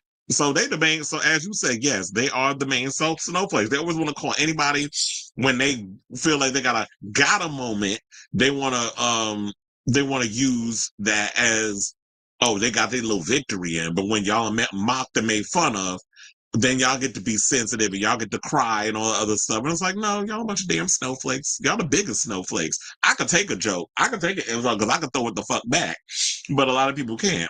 It's like I had to block somebody the other day because I'm sitting there talking politics and you trying to tell me I don't know what the hell I'm talking about. And it's like, you need to start watching legacy linear media because you don't know what you, and it was like anytime he always in my comments, it's always to go against what I've been saying. And I got tired of his ass. So I'm like, block. I told her I'm not arguing with nobody no more. Now y'all, I'm shipping y'all straight to the block party. I was thinking the same thing. Disney is kissing Trump's Cheetos dip cheeks by selling Carano is just another Karen playing victim, as a lot of those clear women like to do. So since she settled, she should shut it and fund her own crap. Absolutely. It's like I'm sure they could use some people over there at the Kundis Cameron Bure Network, whatever the hell that's called. I told her they're making another Passion of the Christ. So maybe go slob Mel Gibson's knob and ask him for a job. Ooh, I'm a poet and I know it. Some hate queens. All right, y'all. So now let's move on, chair. Let's get into Lipo Lee, who's out here being accused of misappropriating $50,000 of Stockton funds. Now, here's the gag. I had no idea that Jason Lee, of all people, was a vice mayor of Stockton, California. I'm like, when the hell did y'all vote him into some stuff? Or maybe what it is, it's a little slow out there. So they don't have it's not a lot going on. But apparently, according to the reports, they claim that 50,000 of public funds from the city's risk mitigation fund, and that's like an emergency fund, like when you need to fund things that need fixing or whatever the case is. The mitigation money is like a last resort when you dip into that and go use that to kind of fix things that the people need in the neighborhood or in the town that in which you represent. So with all that being said, apparently this was an emergency for him because he felt there was a Wildin' Out event that happened out there. I don't know much about Stockton, California. I heard it's like a little small town type, like it's small. I mean, not small, but it's nothing really goes on out there. Like it's kind of boring. But I wouldn't put nothing past it because look, what people don't realize is that California, I won't even say LA, but maybe even LA, but California is huge. People think it's like, oh, it's like one of those small. No, literally, like you could drive 3 hours somewhere and still be in California. Like California is ginormous. So, and sometimes you even got to take a plane in California to get from point A to point B, depending on where you're going. So, so yeah, there was that. But I had this video that I had saw on Twitter, which I don't understand. Shout out to T with Tia, because this is where I got it from. But what I don't understand is how are you bloggers putting watermarks on video? Child, why they got hashtag pedo President Trump on the Twitter? That's what I literally came across when I'm about to bring up this video. This is one thing I don't understand. If you didn't actually do the video report, and this is the video you took from another news channel, y'all should not be putting watermarks on other people's shit because this is not yours. But this is what I found over on the Twitter. So we're going to pull this video up. And we'll also have to change up the audio because, you know, copyrights and things. And we're going to come back and we're going to talk. Please who? Stockton Vice Mayor Jason Lee is speaking out. It comes in response to a controversy over city funds being used for a recent Wild 'N Out show. He says everything was handled properly and in line with city policies. But as ABC 10's Austin Castro reports, the state attorney general may soon get involved in the investigation. When I saw the weaponization of Wild 'N Out in the press, I was extremely concerned. But it didn't shock me because the politically motivated attacks that have been happening over the last 6 months since this interim city manager has been here has been extremely concerning. Stockton Vice Mayor Jason Lee on Wednesday defending he did nothing wrong and was not involved in the decision to use city money to save a comedy show, Wild 'N Out at Adventist Health Arena, a show that Lee helped bring to Stockton and he also performed in. In emails obtained by ABC 10, arena officials warned city staff members that promoters of the show were considering canceling the May event because of low ticket sales a day before the show was set to happen. That's when someone at City Hall made the decision to use $50,000 from the city's risk mitigation fund to save the show. Lee says he was not involved in those conversations and everything was done according to current city policies. Says the request should have gone to the city manager. It doesn't say the policy requires it to go to the city manager. This week, Stockton's interim city manager launched an internal investigation into the money spent on the event, but Lee, as well as council member Mario Enriquez, say they did nothing wrong and they want the attorney general's office to step in and prove that. This sudden controversy that came out of nowhere is nothing more than a distraction from the real scandal that's happening in the building behind me. Lee is calling this investigation a conspiracy and pointed the finger back at interim city manager Steve Colangelo, accusing him of violating the Brown Act and retaliation. I will be making a motion directing the city attorney to refer this matter to the California Attorney General's office because transparency is important, ethics is important. In Stockton, Austin Castro, ABC 10. Austin, thank you. All right, so that's basically the report that's been going around. Now, what I don't understand is like, okay, so it seemed like to me, basically what I got from it is that they found a loophole in a way they didn't have to go through certain people to use that money for a situation. I think what Jason was probably trying to do was that because he has an association with Nick Cannon, he's done an episode. I don't know. I think a episode, maybe he's done multiple. I don't know. I don't watch Wild 'N Out. I haven't watched Wild 'N Out in years. But I mean, quiet as it's kept, there's a lot of shows on MTV that is overstayed their welcome that need to see the cancellation button or the axe and be sent to the cancellation graveyard. But I'm not the one making the decisions over at tired ass MTV. So there it is. So it is what it is. But in this whole situation, it just feels like to me that as a vice mayor, Jason is trying to bring some action or whatever into that neighborhood. The problem is that the people out there don't care about Wild 'N Out. The tickets weren't selling. He found a loophole, I guess, used that money and wanted to, I guess, bring in some people that he knew that could boost the revenue of the ticket sales. And people were finding out, so why are you taking money that belongs to the people and using that for some sort of vanity project? So I'm thinking that's the way that they're looking at it. And also I'm thinking, when it comes down to Jason Lee, people, like, a lot of times when he does things, it always comes across as very self-serving. One of the things I've always said I particularly don't care about with him is that he cannot go 5 seconds without name dropping a damn celebrity. And it always feels like everything that you do is rooted in self-serving, or serving like your, whatever you got going on with you. Like it's just, yeah, self-serving. It just feels very much like you want to pat on the back. Oh, look what I did. And when I want to come around and do things down the road, give me more votes and all this other. So it always comes across as self-serving. It doesn't come across like you really give a damn about the people in the community.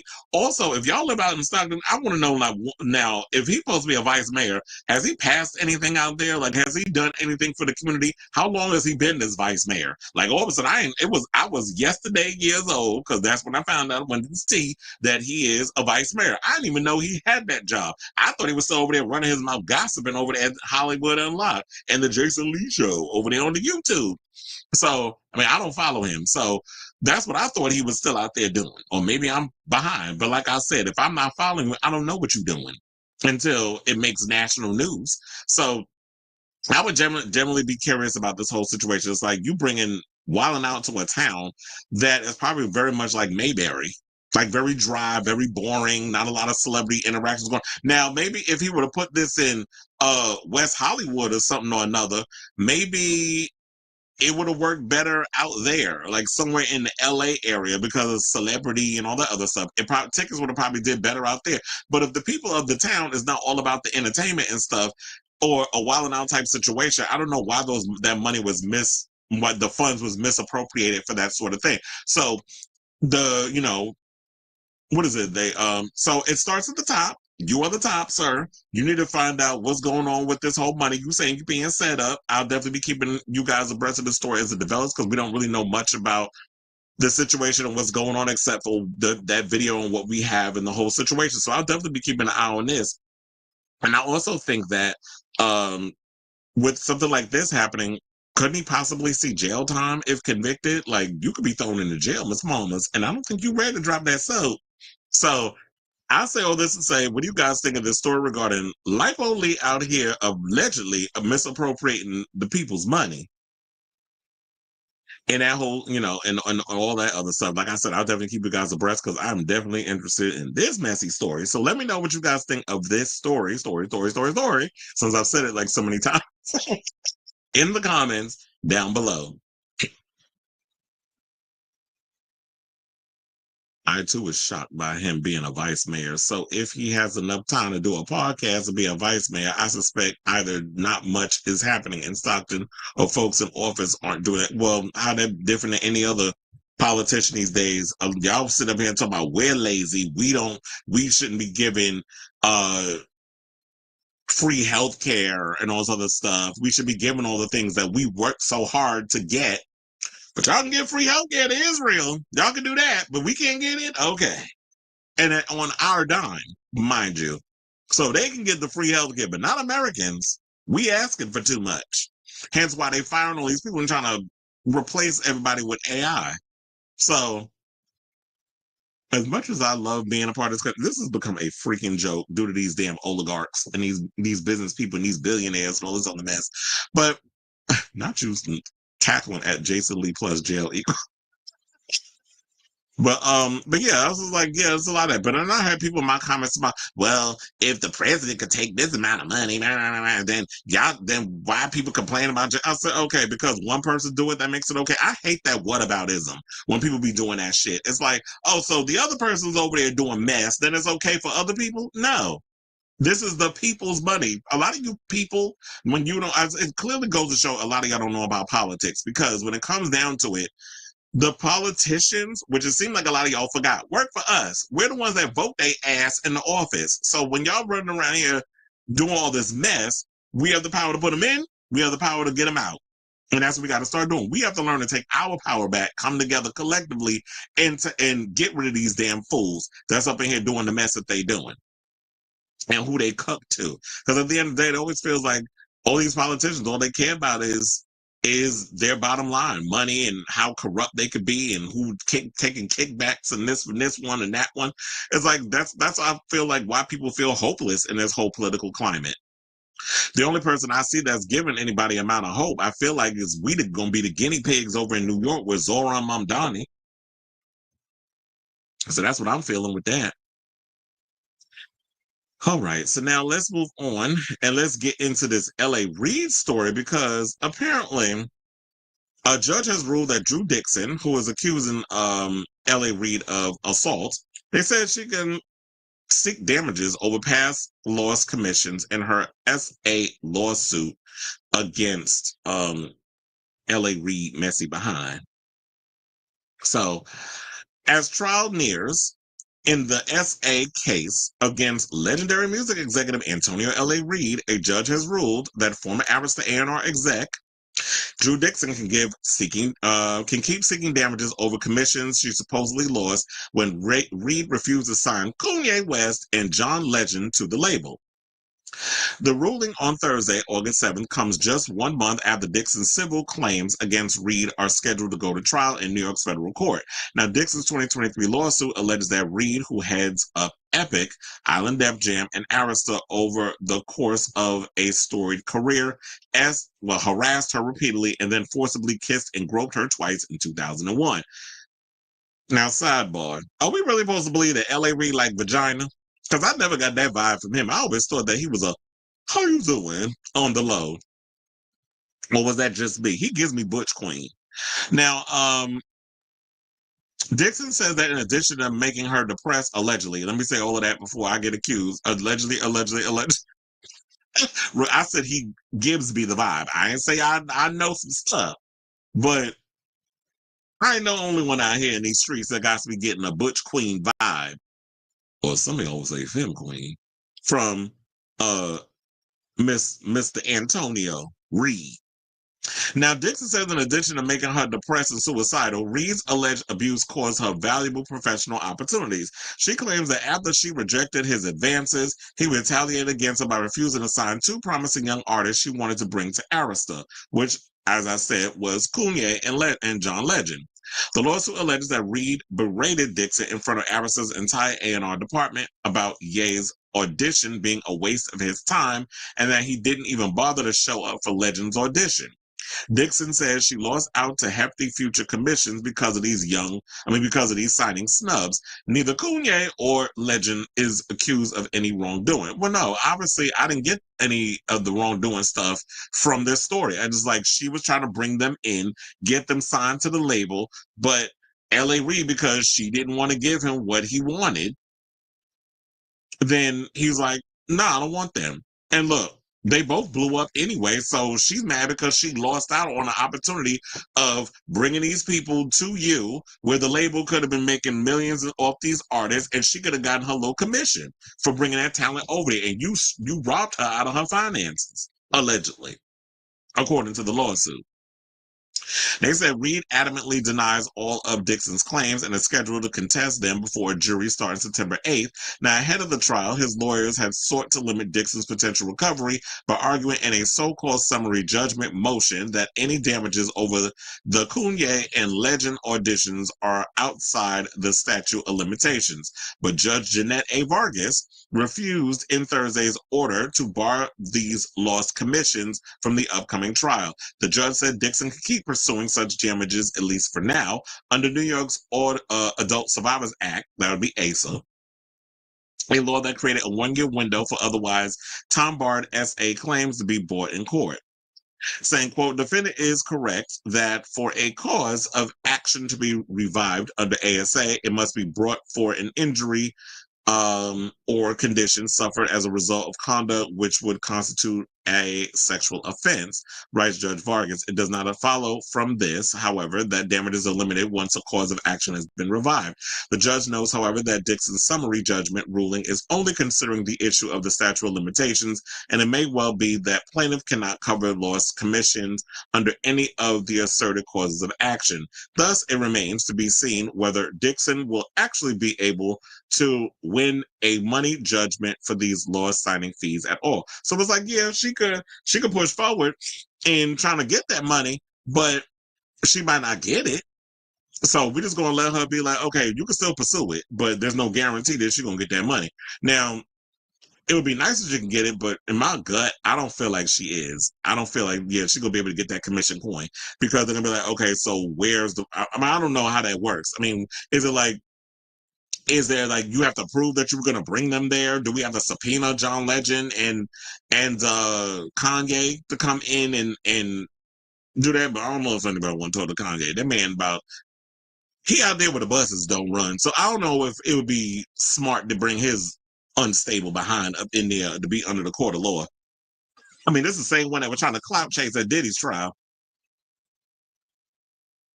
And because they wanted to put him in a room by himself, and he, I guess, couldn't garner enough attention. He was like, nah, I'm good. I'm leaving. So then Reid's public image has been shaky since 2017, when during his tenure as head of Epic Records, he was accused of harassing a female assistant. He exited Epic but stayed in the music business, launching the Hitco label and later co-founded music collective Mega alongside Usher. Why is Usher always attached to some of the most problematic people? Is Diddy and now L.A. Reid. There's always been Usher know where them damn bodies is buried. That's probably why they got him attached. Now they said while Reid has been represented by in the Dixon lawsuit by Powerhouse Entertainment lawyer Sean Hawley, he's currently staring down the September trial without an attorney after falling behind on his legal bills and refusing to return Hawley's calls. Don't tell me L.A. Reid out here broke.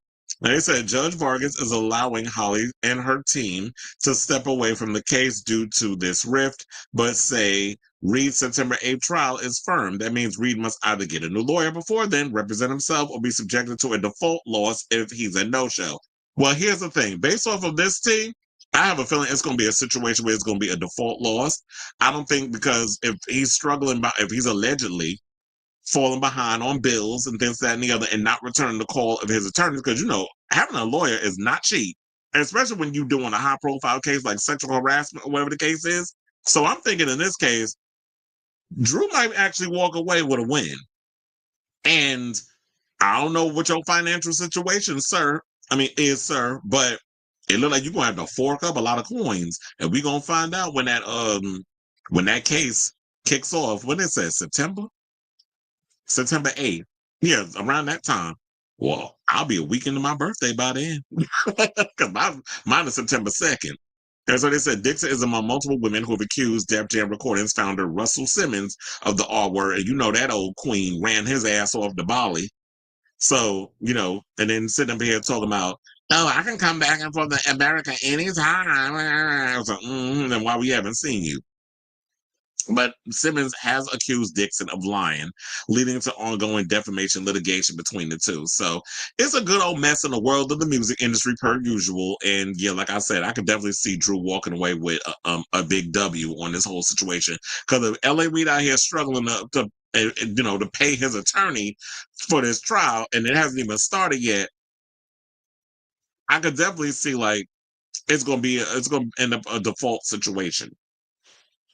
So I say all this to say, what do you guys think of this story regarding L.A. Reid and this whole, harassment case, and Drew Dixon and her accusations, the fact that she can move on with this whole situation? So whatever your thoughts are, let me know in the comments down below.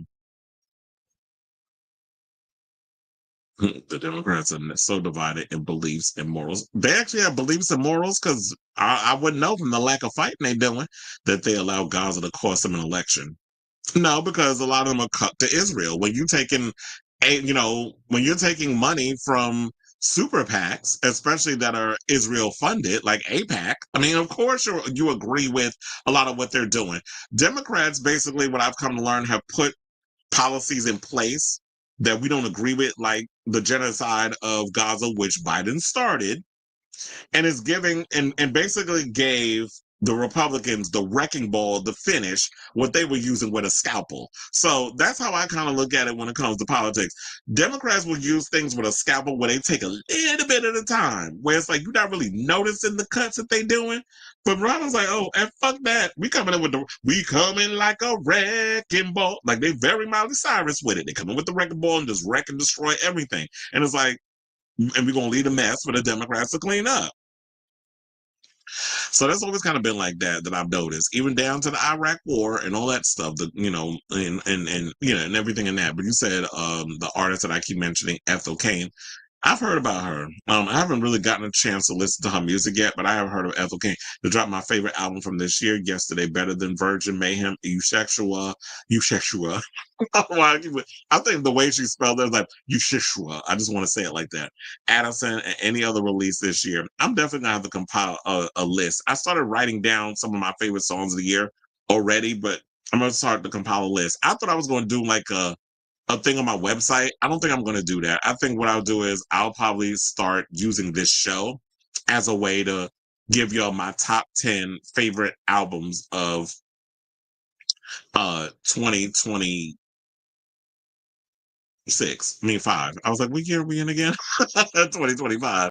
I'm like, so I'm thinking I'm gonna do that at the end of the year. I'm gonna start doing that using the show versus instead of the website. The songs are 10 minutes long too, and you really have to sit with the album to fully enjoy it. I can't stop listening to it. Not since Brat have I been hyper fixated over an album. What type of, you said it's like folk and ambient, so she does like electronic music and stuff. I'll probably have to check that out, because if it's about folk ambient tracks, it's reminding me of I'm thinking like Madonna's name just popped in my head, because she was doing that too with music and some of American Life.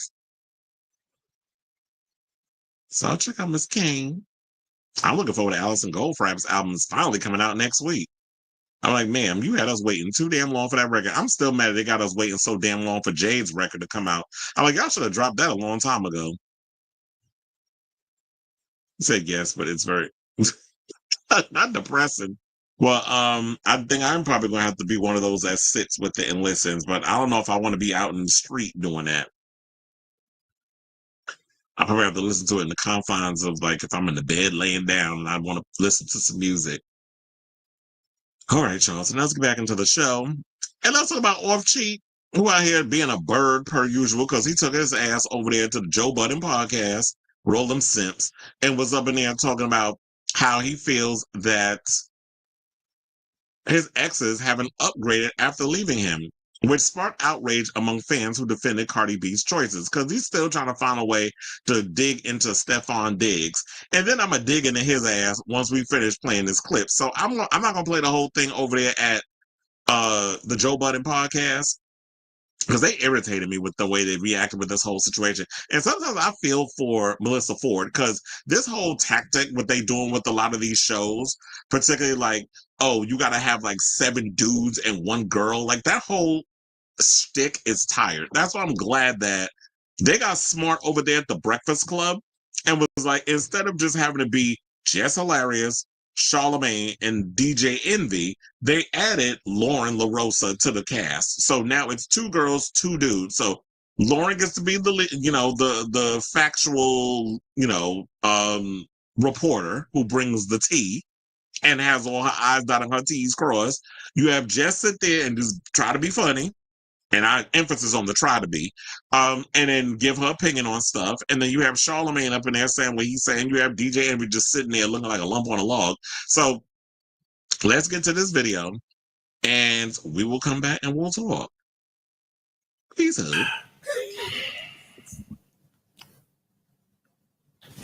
What was our debate? I don't know why it's been doing like this whole reflect me. Because I don't want to do it on him, because I'm not talking about him. I just want him to address our debate. No. If someone cheats up or down, which one worse? Hurts more? That was our debate.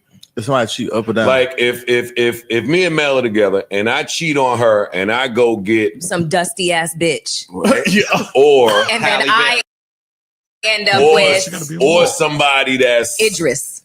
Idris can't. I'm just we're making a point. We're married. You name married men again. For fuck's sake. Stop going whistling. Pick a softer. My truth, I ain't never met none that I left went up, so I don't know how to experience. I don't know.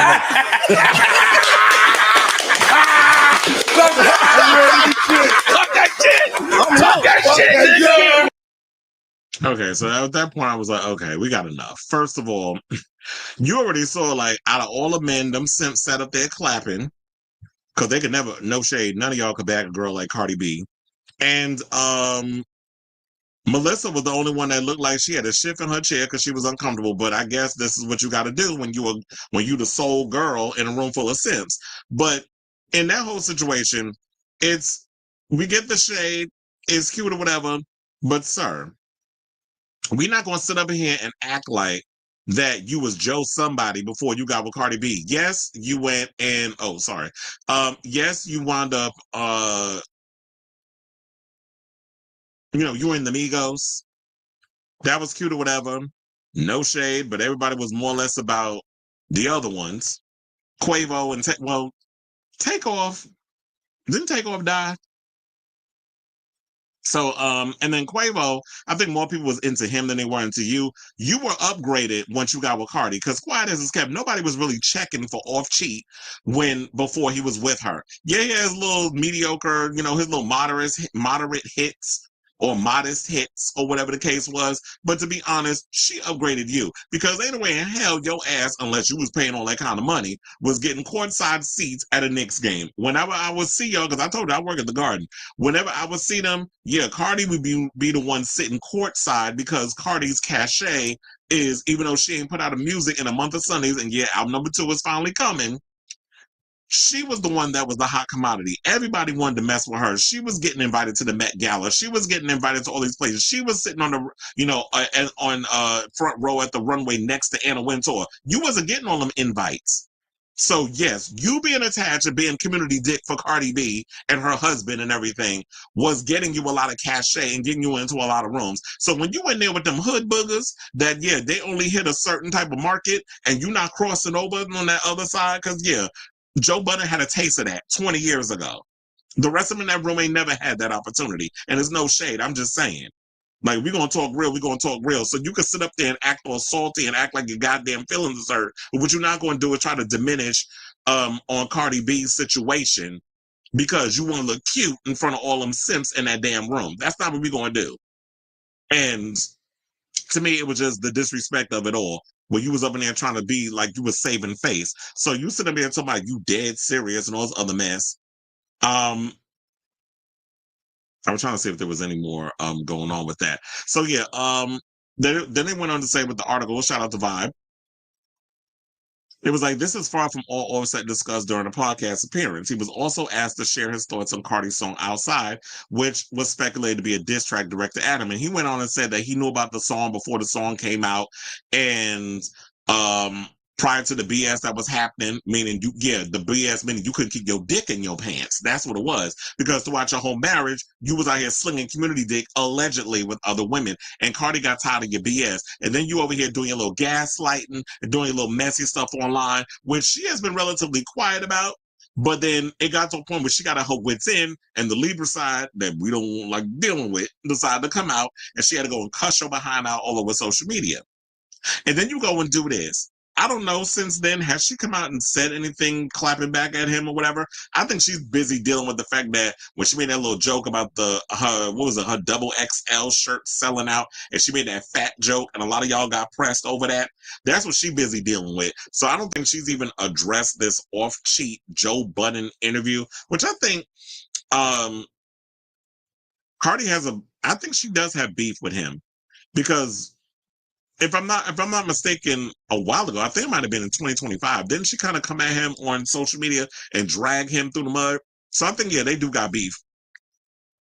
But he's saying, like, yeah, this song was in the works long before him and Cardi broke up. And it said that basically it's a timing thing. So it basically looks like how it looks. And now he has a new album, and I guess that's why he was on the show. He has an album coming out on August 22nd. And then he was basically saying, the shots, I ain't doing that. I might speak on life situations, but I'm not doing that. It's basically saying that if they want to ask if he was going to come out with a diss track, he says he's not doing that. So yeah, you're not going to come out with a diss track, but you'll go on Joe Budden podcast and you'll go out there and say no other woman is upgraded. Well, first of all the women that you've been with and had multiple children with, I don't think has ever been as famous as Cardi B. So yeah, a lot of them, you're correct. A lot of them have not upgraded since. But Cardi is the one that upgraded or was upgrading while you were married to her. And I feel like you as a man had a hard time dealing with the fact that she was someone who came up from the trenches of loving hip hop and all that other stuff. And her career has transcended yours. And a lot of men have a problem, their egos can't take it. And so her career is going to continue to thrive while you over here on Joe Budden podcast trying to throw shade at the fact that the one that got away and was keeping your ass relevant got tired of your mess and moved on to the next thing. Now, whatever happens between her and Stefon, that's between them. But in this case, also, we clearly see that your feelings is hurt and you just trying to save face and look cute in front of all these people on this podcast. And yes, it definitely has helped with you saying all of that. Get the numbers and all the other stuff. But let me see, because I was about to exit up out of this and I was like, what the people saying over there under the comments? So someone said, he just oozes toxicity. Cardi B was not a random or BM. She was your wife and you have never and will never date anyone with her status. Meanwhile, she can go get someone better with more money. Another person said that's why Offset been all out of his body since Cardi actually left him. I believe him when he says he's never seen anything he's been with level up. That's why he can't handle this, because Cardi choosing to drop him immediately leveled her up. No other nooker needed for real, for real. Well, even when people was telling her that she needed to get rid of his old community dick having behind, she stuck by her man. Libras are very loyal to a fault. Until they getting tired of your shit. which she finally came to her wits end. It was like, I put in as much as I needed to. She kept having babies with him, and finally got her situation going. Somebody put what? When these nookers get cool? Oh, it's about Offset.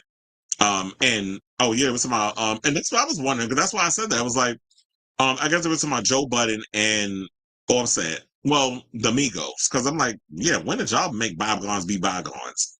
Because we didn't know y'all was in a good place.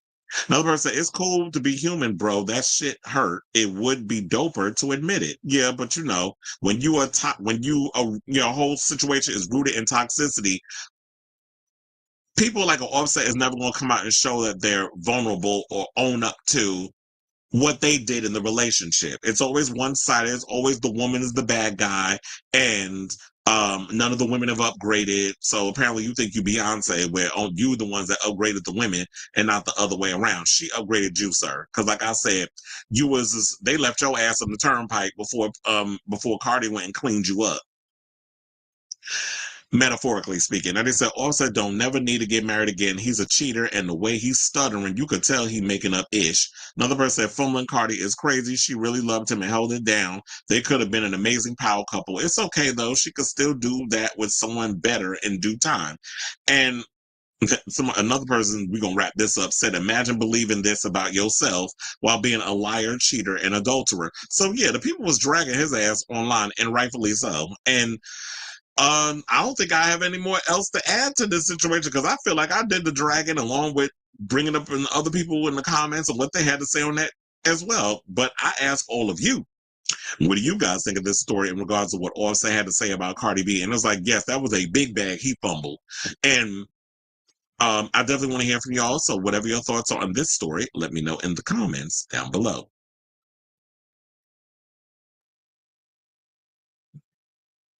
That wasn't after 7.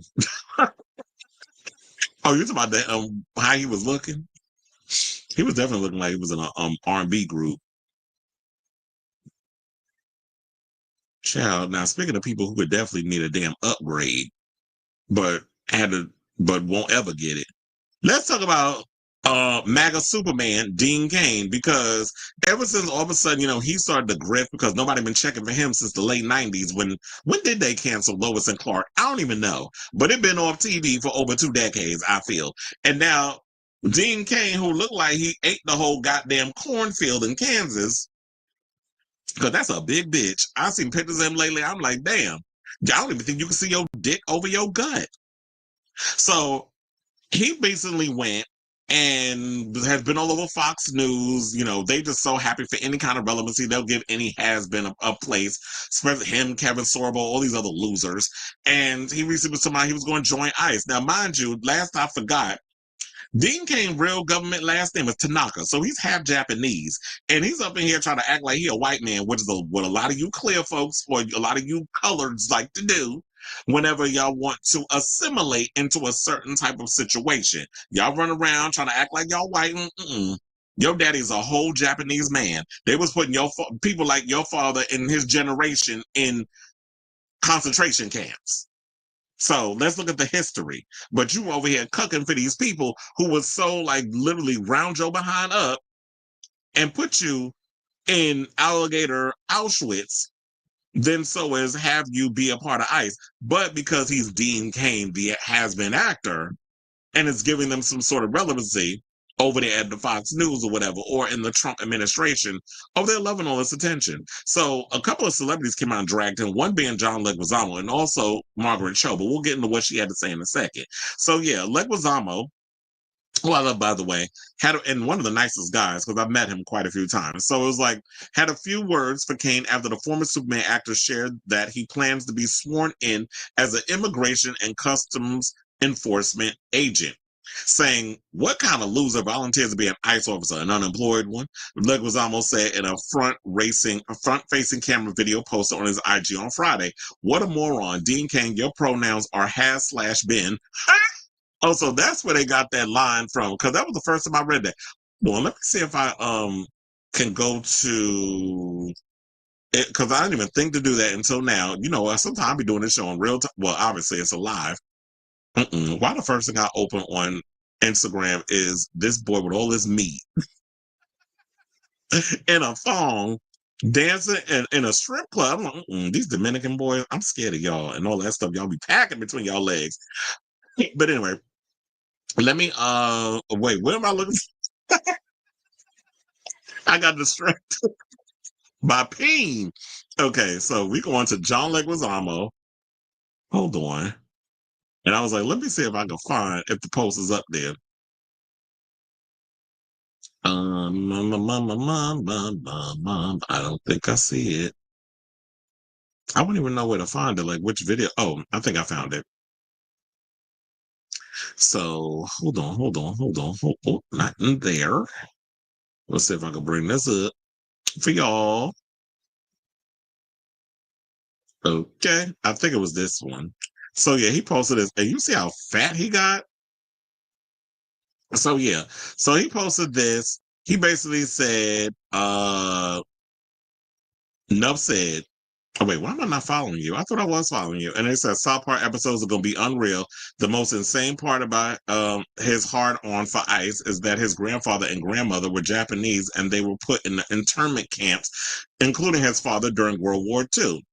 And then somebody also put, tell us you're broke without telling us you're broke. So it's like, yeah, this is a desperation for attention because Dean Cain has never been given this much attention since Lois and Clark was canceled. I don't know if he's been in other stuff. Nobody's really been checking him like this, so they got to jump on this conservative bandwagon for attention. And it's sad when you see a lot of these self-hating people of color, homosexuals, trans people, like Caitlyn Jenner and all you other idiots that run around here cucking for these people that don't see it for you. Who was the gay influencer that just came out, or the influencer came out to he engaged and now shocked that the community has pretty much disowned. I'm like, they don't see it for you.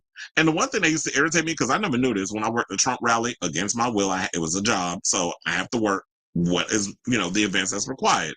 Wasn't like it was my choice. But and I made good money working that day anyway, so I'm not all that upset, but it is what it is. So anyway,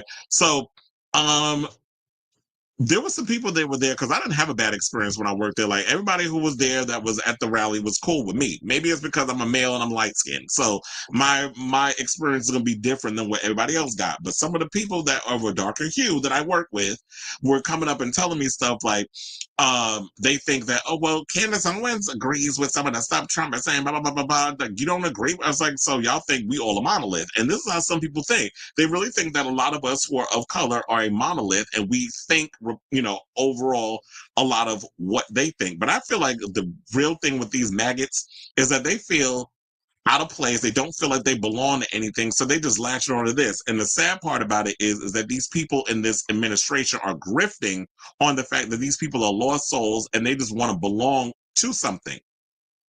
So I think that's what it is in that point. But it comes a point in time where you got to look at things. And I think there are some genuine people that really think that he helped with the economy and all this stuff, even though that was Obama's economy that fell over into his thing. But Democrats' problem is that they don't like to drive home a lot of their accomplishments. They expect y'all to go on the DNC website and read all it. No, anybody reading? Not in this generation. The education system is in the toilet in the United States. So y'all need to get out here and really give the message as to what it is that y'all are pushing for and what y'all are doing for the American people, so that when they vote for you, you can't just expect because, black people and queer people and all these other people are just going to come in and automatically give you their vote because the other side don't like you. That's not how that works. Not anymore. Not the way that people are getting smart and privy to a lot of the politics that's going on. But anyway, so to get back into the whole situation, they said off of Warner Brothers and DC Studio Superman opening at the box office in July, Cain also has been running the coattails of the most memorable roles, renewed relevance, and engaged in his biggest wave of press engagement. And yeah, because of the whole release of Superman, yeah, he's been dick riding on that too. Somebody that's woke. And so I'm like, sir, you are a person of color. So what are you talking about woke? And I'm tired of people, and I say this every time, stop using woke if you don't know what the hell the word means. And this is why if somebody ever used that word in my presence, I'm going to ask them, what do you think that word means? Nobody's asked me what they that said that in my presence yet.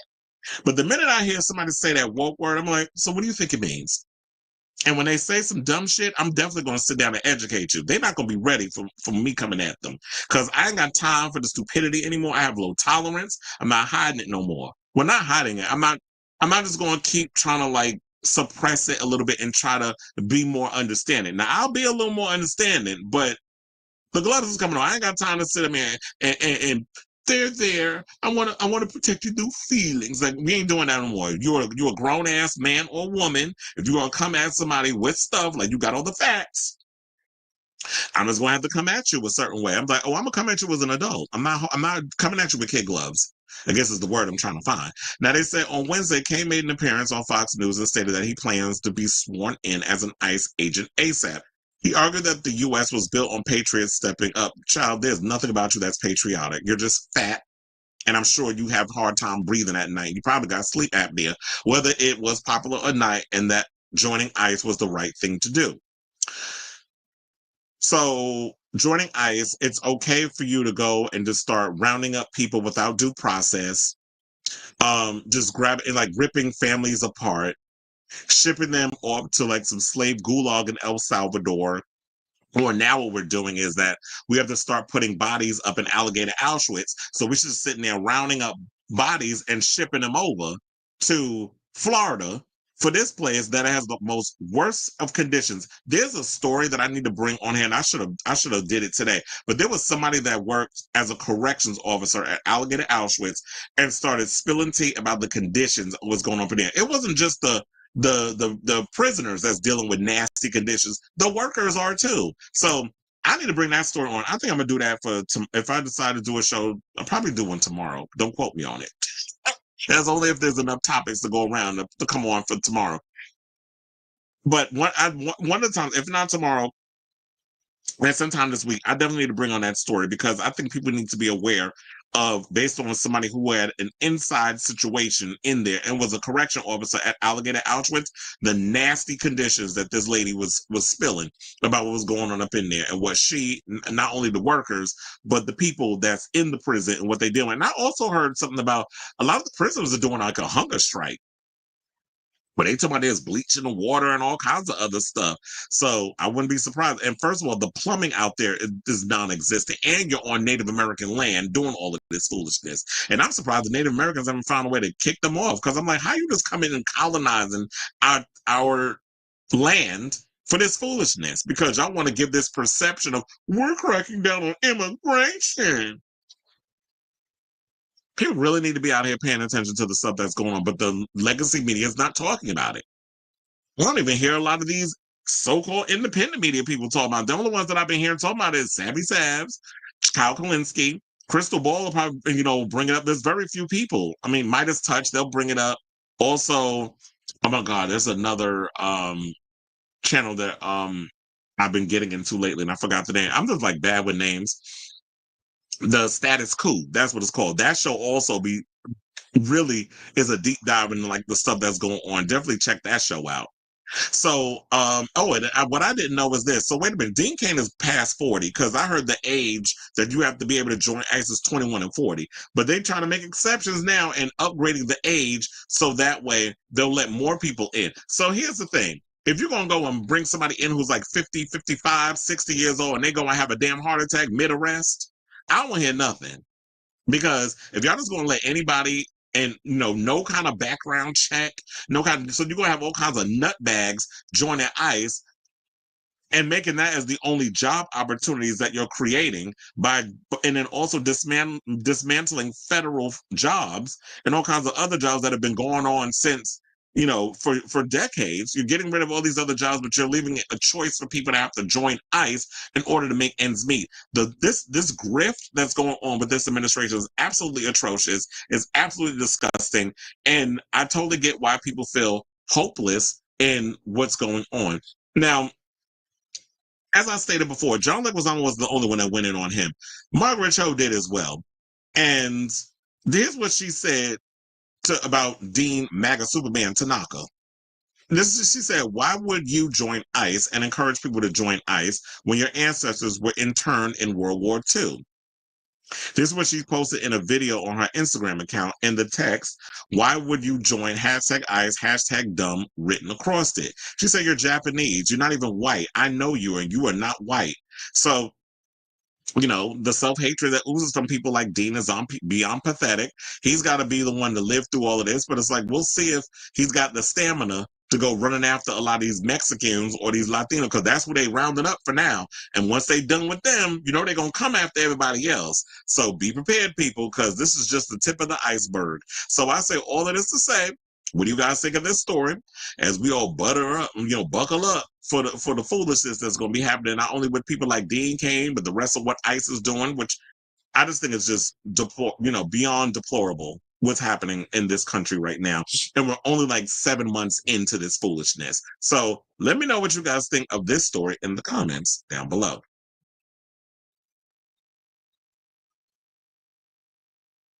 Child, we got a lot of comments, which I knew we would.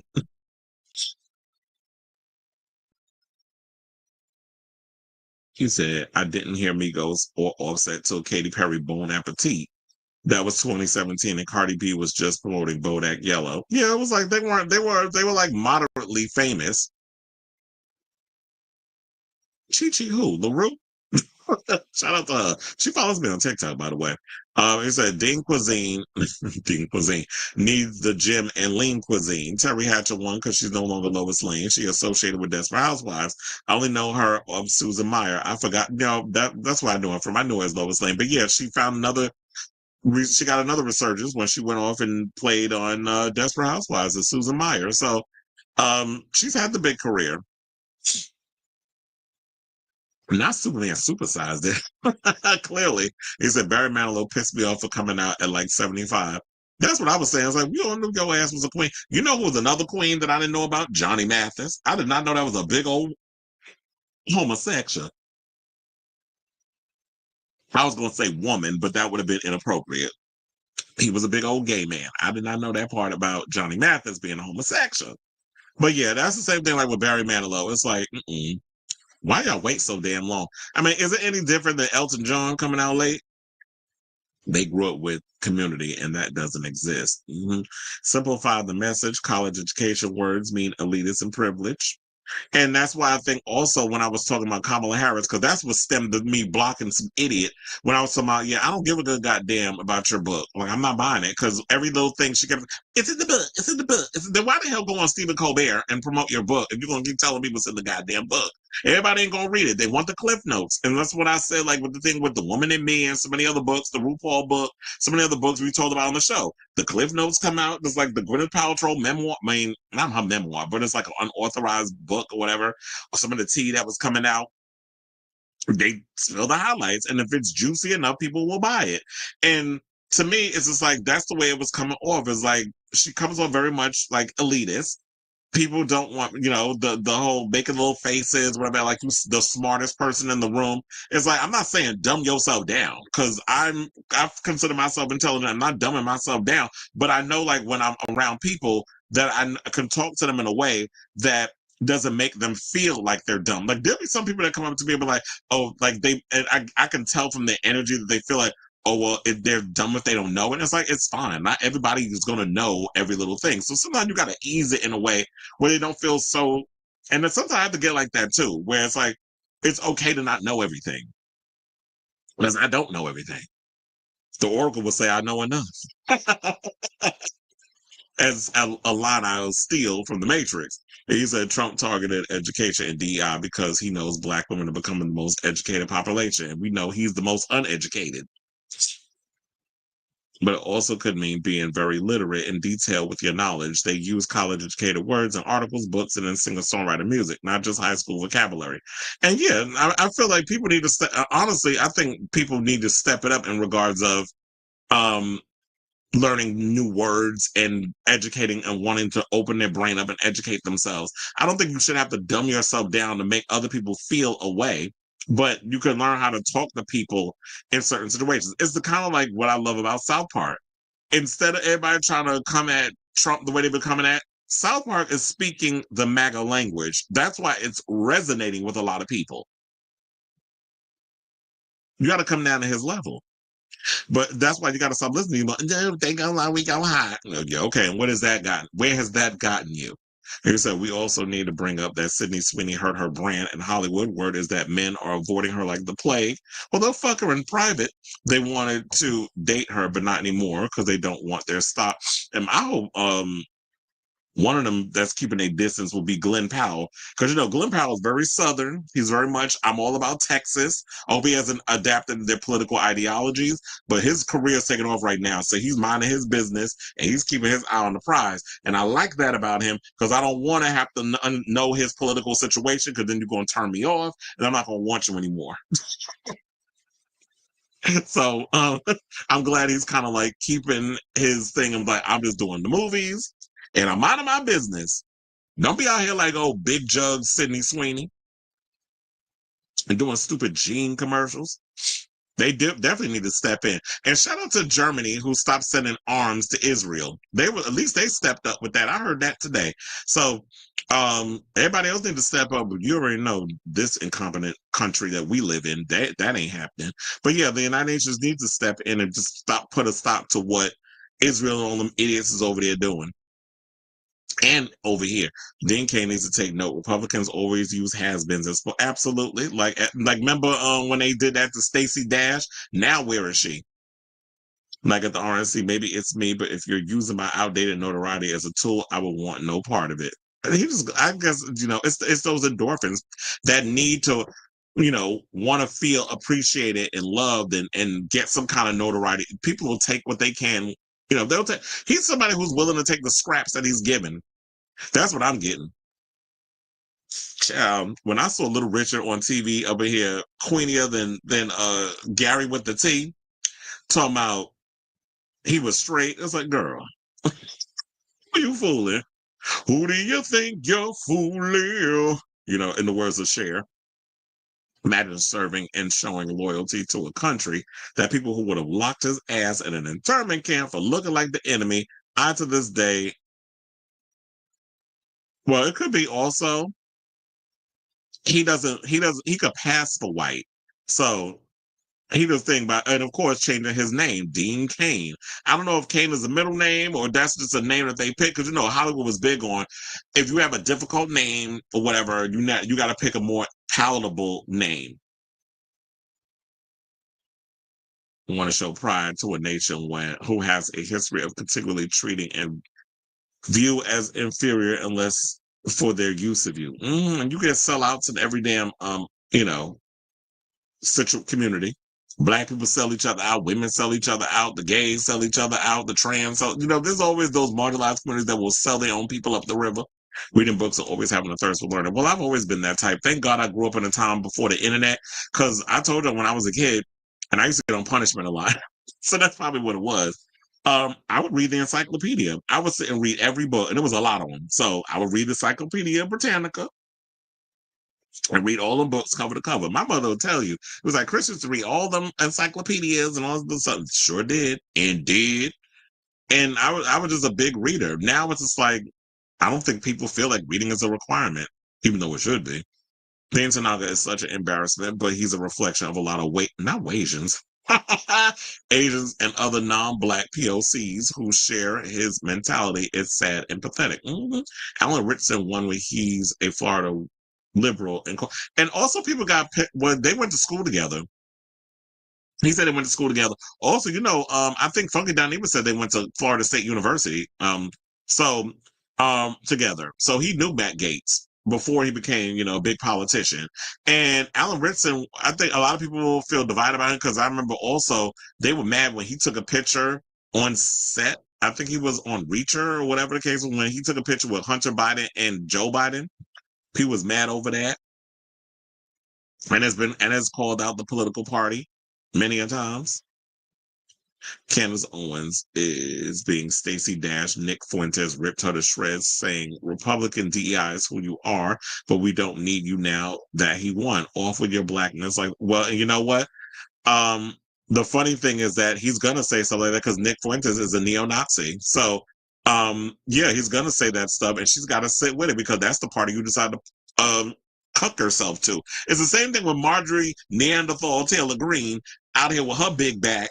and that hard ass face of hers, looking like Ron Perlman from freaking Beauty and the Beast, out here reading and like talking about, oh my God, they're so against women. And I'm like, bitch, where have you been? Like, Republicans never saw it for y'all. But now she had this epiphany because of where we are. It's like, okay, sis. Apparently, what, you finally decided to take the rose-colored glasses off, or is this a grift? Not Scott Baio. When the last time we talked about him, you said, even Tabitha said she was taken and couldn't see it. Mm-hmm. Oh, she was a token, I mean. Of course she was a token. She was a damn fool, too. I remember that one time, how I became aware of Candace Owens, I forget what it was. I think it was on Revolt. And she did a town hall or something. And I remember that T.I. was on there along with somebody. I can't remember who that other person was. But I remember her and T.I. got into it. Like, he could not take her or her political ideology. He was dragging her in that whole situation. And everybody was like, give her a chance to talk, blah, blah, blah, blah. And then once I started doing deep dives and finding out more about who she was, and I was like, maybe T.I. was on to something. According to Wikipedia, Cain is his father's oh, okay. Really? Was his father white?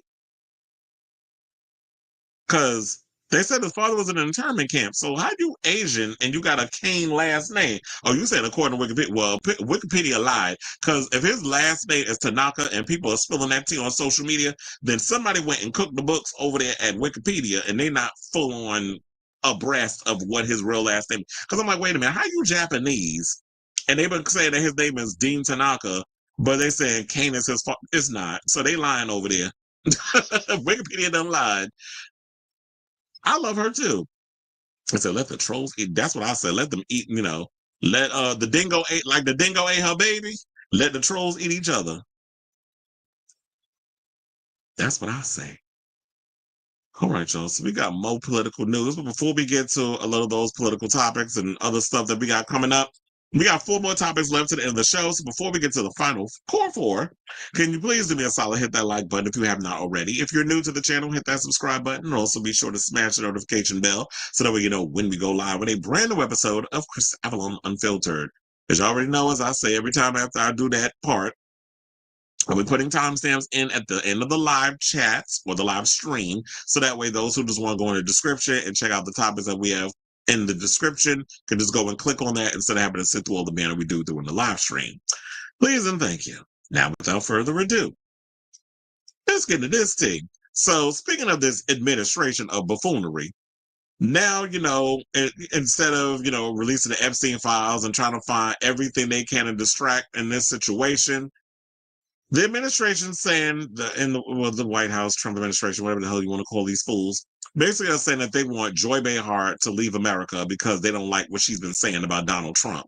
Because apparently nobody's allowed to have an opinion unless it's kissing his orange tanned ass or orange spray tanned ass. Now, the White House has taken aim at Joy Behar and Rosie O'Donnell. The former The View co-host, O'Donnell shared an impassioned speculation that the show could be canceled amid growing political tensions.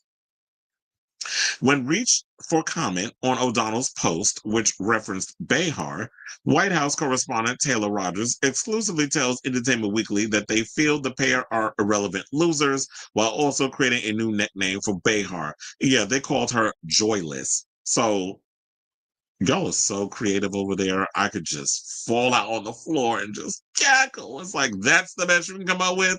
Joyless Behar?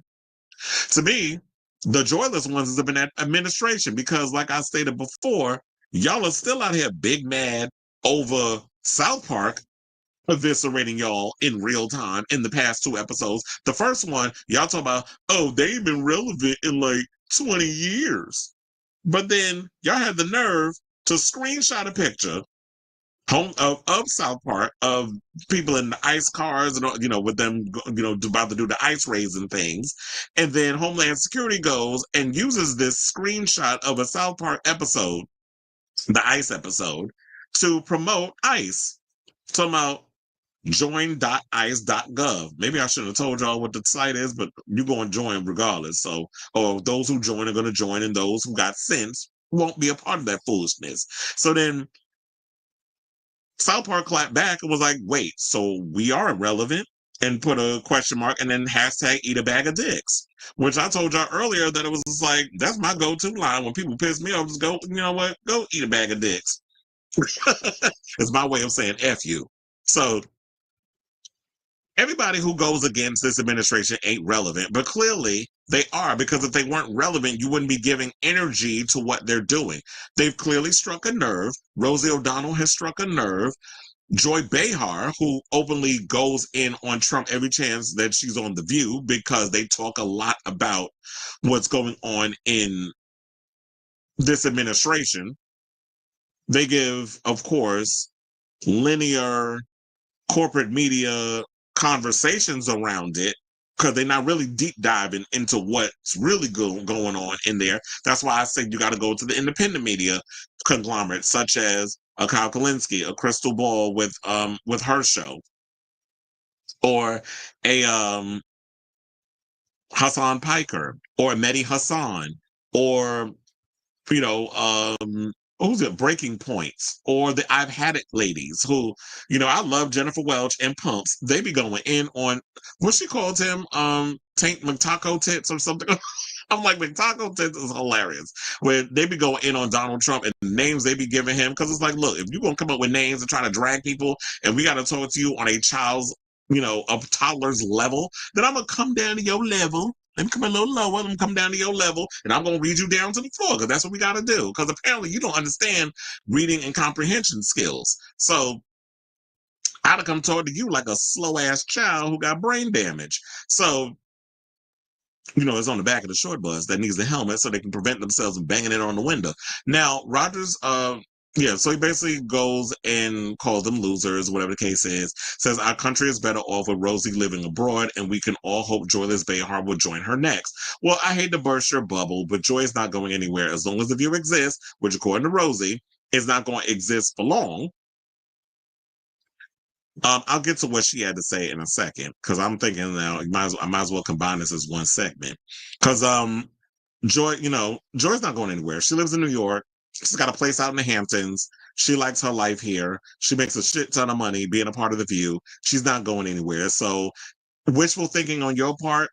And I kind of am in a way. It's like, you know what? Rosie can say whatever the hell she wants to say, but you're using your right to speak freely on other people's land. You decided to not stay in the United States. So with that being said,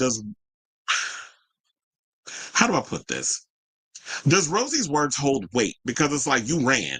And to me, I feel like I get like the fears and all the other stuff that's going on with people. And you have the ability with all the money you got to just pack up and leave. A lot of people, a lot of us don't have the wherewithal, the financial, wherewithal to just pack up and go to a whole nother country until things blow over. And then when everything's good again, I can come back to America. It's like, no, don't start running when the going gets tough.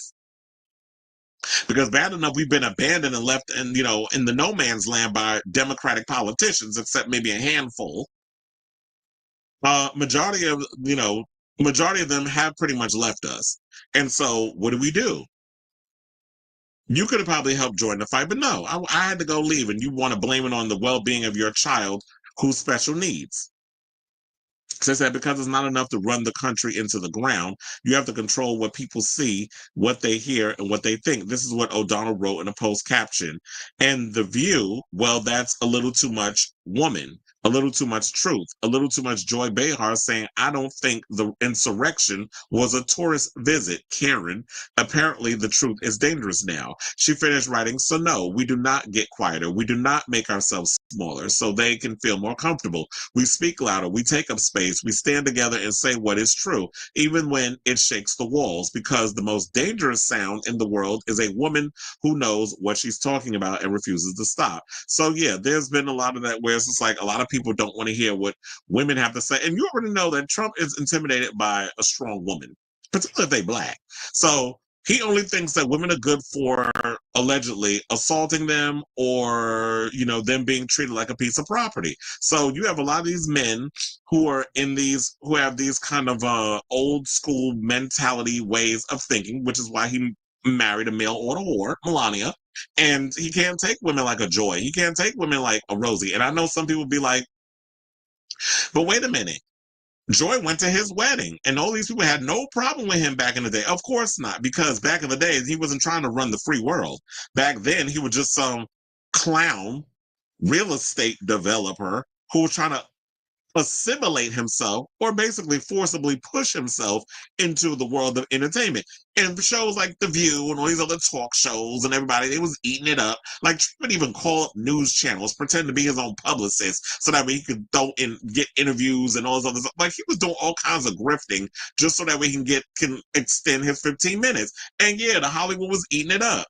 So it was like, oh, we could have you in the rooms, but you could come in for a little drive-by or have a little 1 hour tackle session. But after a while, his ass got to go. Like, they wasn't really bringing him in the situation. And what normalized him in so many ways was Celebrity Apprentice. Then people decided to prop him up and make him into this big real estate guy that he really wasn't, because he had failed bankrupts, like 6 businesses bankrupt, including 2 casinos. So when all of that came out, people forgot about all of that because they were loving what they were seeing on this TV show. And y'all normalized him. Hence why we got him in this place of now, when the TV grift was up and nobody was caring about that, now we got to move into the presidential stuff. So here we are, and this is what we're caught up in, and now it's a big old mess. So I hope that they don't cancel the View. I don't even think I got to that part yet. So yeah, she said, so yeah, with all of that being said, Rosie did say this. She said, she wrote that she also learned the network will not cancel the show, which is code for we're going to cancel it. We're just trying to soften you up first. Saying, quote, because it's not enough to run the country into the ground. You have to control what people see, what they hear, what they think. Oh yeah, I think I just read that. So, do y'all think that they will cancel The View? I don't know. I did remember we did talk about on the show that there was a story that came out that Bob Iger and people over there that was running Disney did have a conversation with the women, and they were like, no, we're not letting up on. And I feel like y'all need to start have a united front. Don't let these overlords come in and just cancel y'all shows. And to me, y'all get rid of all these shows that go against, that push back against what Trump's saying. What is there that's going to be left? You have I was going to say, you have The View is the #1 daytime talk show on TV, but that didn't stop them from getting rid of Colbert, right? So if it does get canceled, I would be upset because it's a show that's been around for a long time, and there are people that love the show. My parents love The View. My dad loves The View. My mother watches The View. So, and my father's not intimidated by a strong woman, hence why he's married to my mother still, because she could be a lot. But she can't hear me. She ain't watching the show. So she don't watch my stuff because I curse. That's what she told me in a conversation. She was like, oh, I don't watch Chris show because, yeah, he be using profanity. That's a way to get people to not, But anyway, so, but they know what I do on here with the entertainment stuff. But yeah, that would be sad because I know there's a lot of people that love the show. It would make a lot of other people happy because, they get, they need to get rid of those women. I was like, look, everybody have a right to say what they want to say and do the type of show that they do. You have a choice of whether or not you want to sit and watch it or not.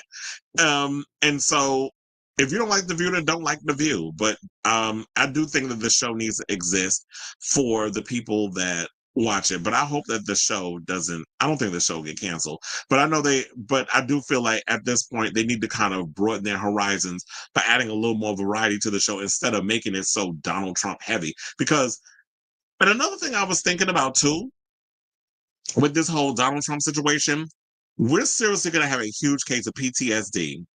I was even going to say like when this administration finishes out their 4 years. But I feel like people are going through PTSD in the midst of this storm. How do we navigate through this mess and try to hold on for dear life and try to survive this mess? Because this is not like his first term. Now you have a bunch of yes people around you. You have a lot of neo-Nazis and all kinds of other nutbags, drug addicts, drunks, people who don't know what the hell they're doing, who are destroying our very democracy and going at it hardcore, full stop, 6-7 months in. So how do we hold on and continue to fight through this mess and try to keep our head above water? Because I feel like people are feeling stressed out. People are still just trying to work to get through the day and take care of their families and all this other stuff. But how can you do that when you have someone who single-handedly have an administration that's dismantling all the very things that people have been using to try to keep their head above water? And you're only cucking yourself to these billionaire corporations because that's more important to you than the American people. And these people thinking that Trump cares about them and trying to help them get a leg up. No, you're making the leg that you're supposed to be standing up on, them 2 feet. You're making it hard for people to maintain that and to take care of themselves because you're just taking so many things away from them and taking away all these obstacles or putting more obstacles in people's way for them to not be able to get what they need to get. So I don't know. It's just be some things I've been thinking about lately. But I definitely want to hear from y'all. What do you guys think of this story regarding the White House wanting Joy to move out of America and Rosie O'Donnell having this fear that the show will be canceled over political pressures and saying that, yeah, when you spill the truth about what's happening in the administration, the truth hurts and the truth is dangerous. And they don't want the truth to get out. They want us to keep fighting amongst ourselves while they, rob us blind and then continue to make it rain on all, for these tech bro oligarchs. So, like the Peter Thiels and so many of them. So let me know what you guys think of this story in the comments down below. All right, so now, Dean Cain's adopted father. Oh, I didn't know he had an adopted father. He said it's Christopher Cain, so it's a nepotism because the adoption and last name. Oh, so his biological father, he was, Tanaka. But they said he was at an internment camp. That's probably why he never met him. So, well, he asked Colbert, or basically giving into political pressures. Paramount Plus did so they can get that Sky Dance deal to go through. The head of the ADL heard the definition of the genocide. What? How y'all just now hearing? So it took y'all all this time, since almost a year, for y'all to know that a whole genocide was going on, for y'all to wake up and realize what it is? Notice how Trump and his people use the same words over and over and over again to describe their foes. Trump has used the word loser, obvious projection. So a lot of it is all, I point one finger at you, the other 4 are pointing at me. So it definitely gives like self-preservation. Like you really be talking about yourself. And I be saying, yeah, we do. But, unfortunately, she is dead and buried. It's a damn shame, but not surprising how it's a gay male, Roy Cohn, that we have to blame for helping to maneuver. Well, those self-hating arrogants. They were the main ones. And wasn't there an actor that played him in that movie, The Apprentice, right?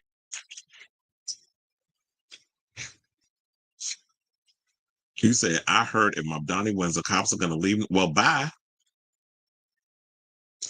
Here's the thing. And I don't give a good goddamn. This hurts the NYPD feelings. Y'all don't do shit anyway in New York. Like yesterday, I was on the train coming home on the E-line. There was this man that was in the car that I was in, kept walking back and forth, bothering people. I don't know. I think he was drunk or whatever. Gets off the train, was harassing some woman to give her his drink. And out of fear, she gave it to him. Literally 2 seconds later, I see the cops walking by. The guy looks at them. They look at him. They keep it walking. It's like, what's the fucking point of y'all? If people are in a situation, y'all not going to do shit. Y'all just want it for what? The pension? I don't know why I couldn't think of that word. It's like y'all just looking forward to y'all little pension 30, 40 years from now. That's what y'all think about. Like, what's the point of you being a part of the New York Police Department if you're not going to protect and serve the people? Because that's what you're supposed to be doing. So if they want to leave, bye. Don't let the door hit you on the way out. Y'all don't do shit anyway, like I said. And the ones that do, shout out to y'all. But there's a lot of y'all I just see just standing there looking like a bunch of dudes. So you're about as useless as man running the White House. All right, y'all. So now let's talk about another useless idiot. Let's talk about Pete Booty Plug, who had felt the need, our former Secretary of Transportation. Now they gave it to another idiot Even though I think Pete probably did a good enough job, I didn't hear nothing bad come out of his administration. I'm sure that there are some people who have, but I don't think he's done as bad of a job than that dude that used to be on The Real World, Sean, who was married to that other See You Next Tuesday, Rachel. I couldn't stand her, like on account of the way she treated Pedro Zamora. I never liked that witch. And then many times her ass tried to get up on The View and could never get the job. It's like, girl, you were just made for reality TV and being over there as a moron or wannabe white woman over there at Fox News. But anyway, so he reiterated his previous comments about trans women athletes this week, saying that in order to bring people together on the issues, Democrats need to take everyone seriously. Now he says, I see this issue being used to divide. I see it being used to hurt people. This is what he said during a Substack live broadcast. It's especially hurtful for trans people and people with trans members of their family who witness themselves or people they love being used as a political football. The exchange followed a July 28th NPR Morning Edition interview in which Booty Plug framed the inclusion of trans girls in sports as a matter of fairness while rejecting blanket federal bans. Some Democrats, Buttigieg, I'm going to stop calling Booty Plug, even though it is funny, supporters and the LGBTQ plus advocates criticized his framing as playing into right-wing narratives. Parnas, a 26-year-old legal analyst turned social media powerhouse with over 4 million followers on TikTok and the top news-related Substack newsletter, gave Booty Plug a chance. Okay, look, I'm gonna just keep calling him that. No shit.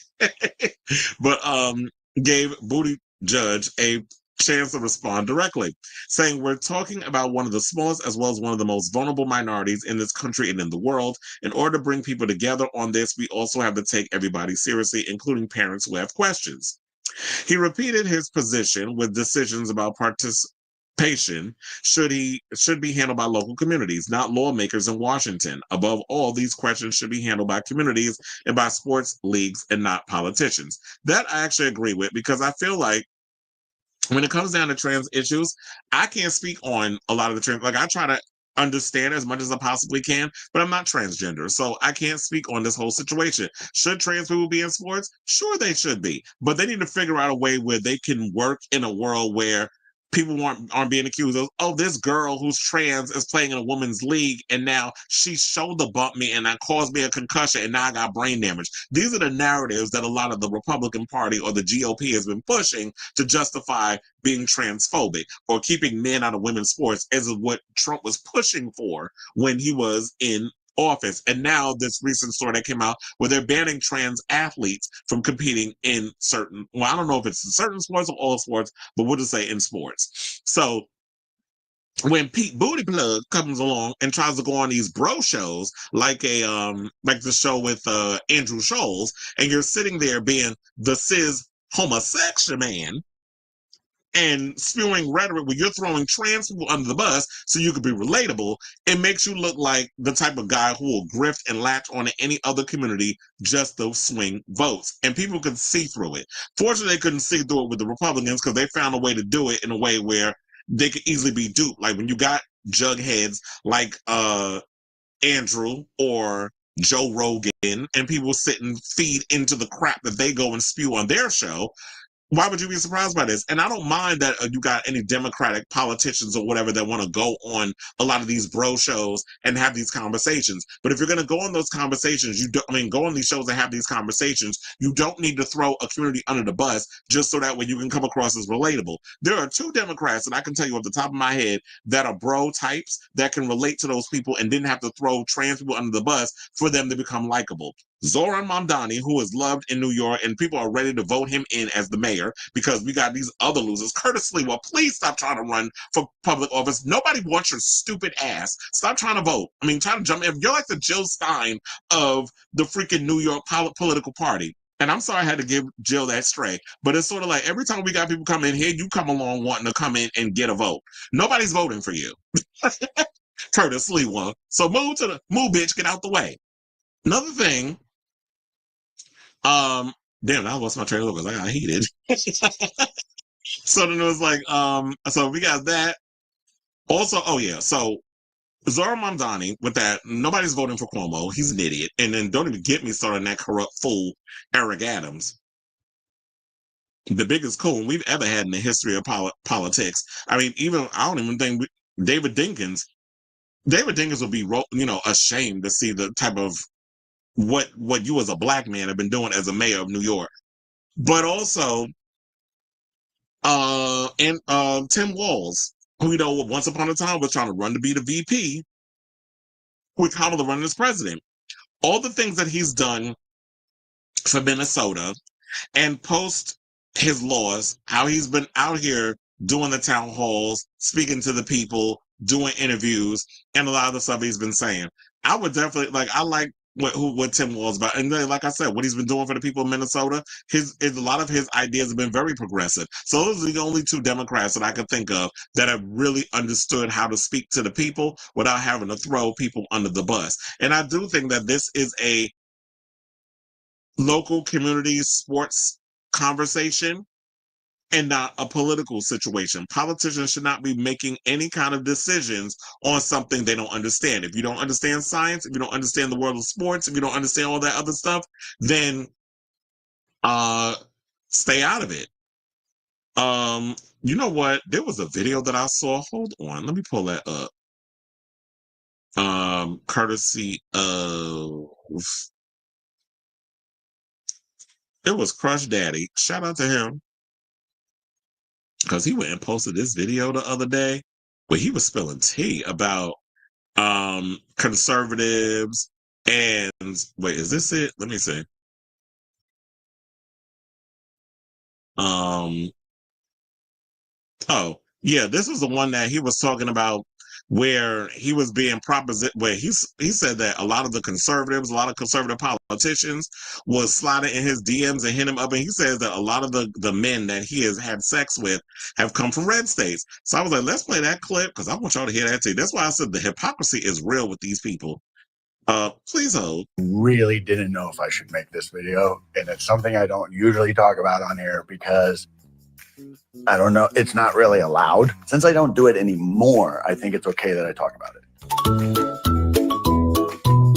The vast majority of the people that would try to hire me were straight conservative men. And I'm a top. So they were hiring me to bottom for me.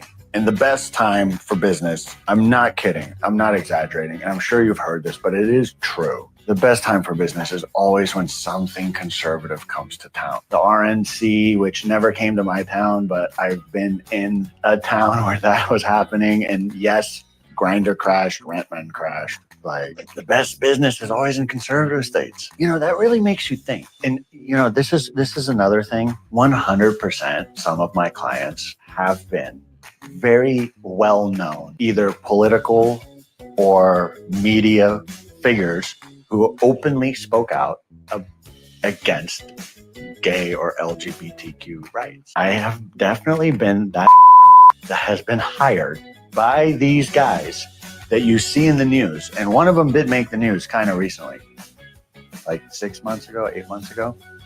So I'm not going to name any names because I don't want to get killed. Why is it always the ones that are the loudest anti-gay that are the ones that turn out to be doing kind of this type of stuff behind the scenes? And that makes me always want to say something like this. I don't think the biggest threat to the LGBTQ community are straight people. I think it's closeted gay people. And it's usually because they started off in a very conservative place where it wasn't allowed to be gay. And so they tried extra hard to be to overcompensate. And then they kind of just dug themselves into a hole that they could never get out of. So I do feel a little bit bad for them. However, I still don't agree with it. It's like with the pedos, man. Those people that are always on social media or on the news talking about how trans or drag queens are pedos, and that guy who was accusing them of being pedos always turned out to be a fucking pedo. I'm almost super suspicious. Now, if I see you on TV or on social media being homophobic, I'm like, dude, I'm going to see you on Rent Man. I'm going to see you on Rent Man. I'm going to see you on Rent Man. You're going to try to hire me. You're going to pay me a lot of money. I wish I was making this up. I wish I was making it up. I'm not. Like, this is, it's too crazy to be true, but it is. Well, of course it is. I mean, it comes as no shock. We all know that a lot of the men like that are notorious. A lot of these men are closeted. A lot of them are just these self-hating situations. And yeah, it is true that it do be a lot of these closet case gay men who hate the fact that they weren't allowed to live their true authentic self and are mad because other people are able to come out and live their life authentically. Sometimes a lot of people don't have the choice, especially when you're dealing with the effeminate gay men. A lot of them don't have a choice but to be out because they can't code switch, if you want to call it, or a lot of them aren't straight presenting. I won't say straight acting because I feel like there are some straight actors, the ones that go in and try to act like they straight, so that way they can get into certain rooms or whatever the case is. But there are those because due to religious upbringing, whatever the case is, or the type of society or the neighborhood or peer pressure or being made fun of as a kid, I don't know. But a lot of that comes from that, and a lot of that self-hatred that you have inside, you project that because you're envious that these other people can sit out here and live their authentic truth. So you're going to hate on the gays, you're going to hate on the trans, that it's like, oh, I don't feel like this is the body I was born in, so I have the wherewithal to go and change that. And people are pissed off and mad about that. So it's not about these trans people and athletes and all this other stuff. There's a lot of deep-rooted situations that's in these things that are going through it. And that's why I just don't get, like, someone like a Pete Booty Plug out here willing to throw the trans community under the bus just so that way he can probably get votes. Because the word on the curb is he's trying to run for president in 2028. And no shade, just like you and Kamala Harris, because I'm sure this is her trying to rejudge her situation with the book and going on Stephen Colbert and stuff and going around to different towns and speaking to the people. Because apparently you need more time to get people, yourself in the good graces of the American people. I don't think neither one of them is going to win. I mean, I've heard he's polling badly with the black community. I would like to know why black people don't see it for Pete. Is it because he's gay? Or is it maybe his policies that you don't agree with or whatever the case is? I need to know because I need to speak to some people that why the black community doesn't resonate with Pete Booty Plug. Just let me know that in the comments. But yeah, with all this other stuff that's going on, it's like, yeah, those who shout the loudest always have the most to hide. I mean, it's always been that way. And that's why I say even with this current administration and they doing everything they can to try to distract from the Epstein files, all this stuff that they've been doing is like clearly they have something to hide. Now, in regards to this, so I can hurry up and wrap this story up because I went on this whole little situation.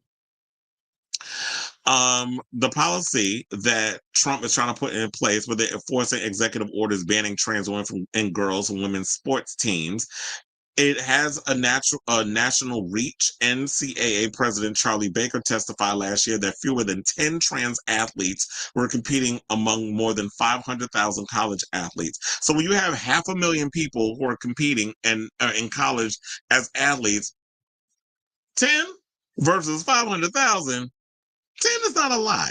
So what is this really about? But because there are people out here who are rooted in their transphobia, whatever the case is, it's easy to jump on what you don't understand or what you may fear versus realizing that, yeah, 500,000 people and you worrying about 10 fucking trans people, like, make it make sense. This sounds stupid as hell.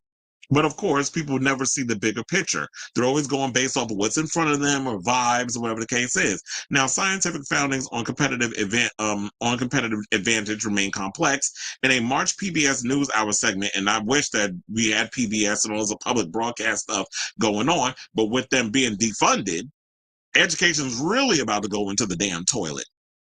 So according to PBS NewsHour, a segment on there, University of Washington endocrinologist Dr. Bradley Anawalt explained that performance gaps between cis and adult trans women narrow, but don't entirely disappear. After several years of hormone therapy, military fitness data shows that trans women running times aligned with cisgender women's after 2 years, while their push-up scenes remain higher for the duration of a 4-year study. And well, what do you say about a lot of those women that have a little extra testosterone up in their situation? And that could be just hormone imbalance or whatever the case is. But yeah, when you're dealing, I guess, with trans women, they are taking estrogen to have those feminine qualities. Now, Annawal said that the science alone may never resolve the tension. There are going to be inherent inequalities between people, and how do we limit those inequalities and allow everybody to play? And that's what I'm basically getting at, because while trans women are taking the hormones or whatever, so that way the estrogen, so that way they, whatever. I always said, like they were saying here, and this is before I even read it, you can't necessarily put cis and trans and have them kind of like trying to see what their hormone balance is, because there are some women out there, women who are, biological women, who have that imbalance where it's like they're a little stronger than your average girl, where they've been accused of being trans and they're not. There have been women out here who have been. So when y'all go in on these trans women, cis women, biological women, are affected as well. Because there have been women out here who men have accused them of being trans and have had their lives taken because of trans or whatever it is they got going on in their brain. And it's like, it's not their fault that they have features that kind of that make them a little more masculine. I mean, how do you think people like Megyn Kelly feel whenever y'all look at her, or J.K. Rowling? They're a little mannish in the face. And that other broad, the one with the strong jaw, what's her name? Laura something? Over there on what's that channel? What's that channel? On on Fox News. So he echoed the broader view, basically saying chess is different than weightlifting, and middle school is different from the Olympics. The whole debate basically just rages around sports because of how much we venerate sports, and at this point in time, what an economic engine it's become. So at the end of the day, it's like when you're looking at sports and stuff, it's all about the money and all that other stuff. So I say all this to say, what do you guys think of this complex story regarding trans people participating, particularly trans kids, college kids, whatever you want to, call it, competing in sports and the complexities around that? So I definitely want to hear from y'all. Let me know what your thoughts are in the comments down below. Pete Booty Plug Newsom and the loser of the 2024 election. Not to refer to her as the loser of the 2024 election, are the top contenders for the Democratic Party ticket, and he's the one I like the most. I doubt he'll win the ticket, but you never know. Child, we are cooked. They said, I like Tampon 10. But he needs to somehow separate himself from that nickname. I truly believe he could be the one to turn a lot of rural voters blue. I do agree with that, because I like Tim Walz and a lot of what the stuff he said, and how he's been very progressive in regards of getting a lot of things done for the people of Minnesota. And I feel like that's what that model, it should have been what we were reflecting in the rest of the world. And I kind of wish they would have pushed that. Thank you, Laura Ingraham, because that's what I was saying. She looked like a man. That's exactly what I was talking about. Laura Ingraham, I can't stand her. She definitely gives messy man in the face. You knew what I was talking about. He said bold of him to assume him throwing trans people under the bus will help him get the ticket as a homosexual man. He can't pull black voters despite having two black. Oh, I forgot that he had. You out here using black children as accessories. Besides having two black kids, start going to the cookhouse, Pete. Exactly. I mean, and you going on the Breakfast Club is not enough. So you really need to be out here for the community. So, all right, y'all. So now let's get into our final topic, and let's get into the Vivienne story. So, yeah, we know we lost the Vivienne earlier this year. Well, word on the street is that her documentary, Dear Viv, has a release date coming to Wow Presents Plus and a bunch of other platforms. So, Dear Viv, the career-spanning documentary spotlighting the late RuPaul's Drag Race UK winner, the Vivienne, is set to arrive on Wow Presents Plus and will air locally across the pond on BBC 3 and iPlayer on August 28th. Now, the Vivienne, whose real name was James Lee Williams, passed away in January of cardiac arrest due to the effects of taking ketamine.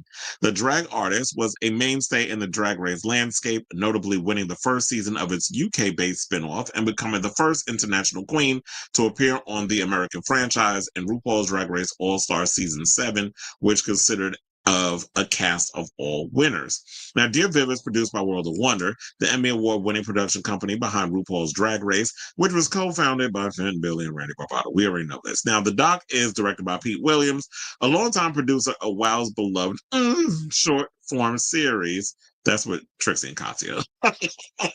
And Jerry McHale served as editor. Now, in the wake of the Viv's death, Bailey tells The Hollywood Reporter that his team knew they had to document their legacy in film format when he saw an outpouring of support from fans at this year's DragCon UK, an annual convention that celebrates the franchise of stars. Just also forgot, I totally forgot that we didn't have a DragCon this year in the US. I don't know if they did one in the UK.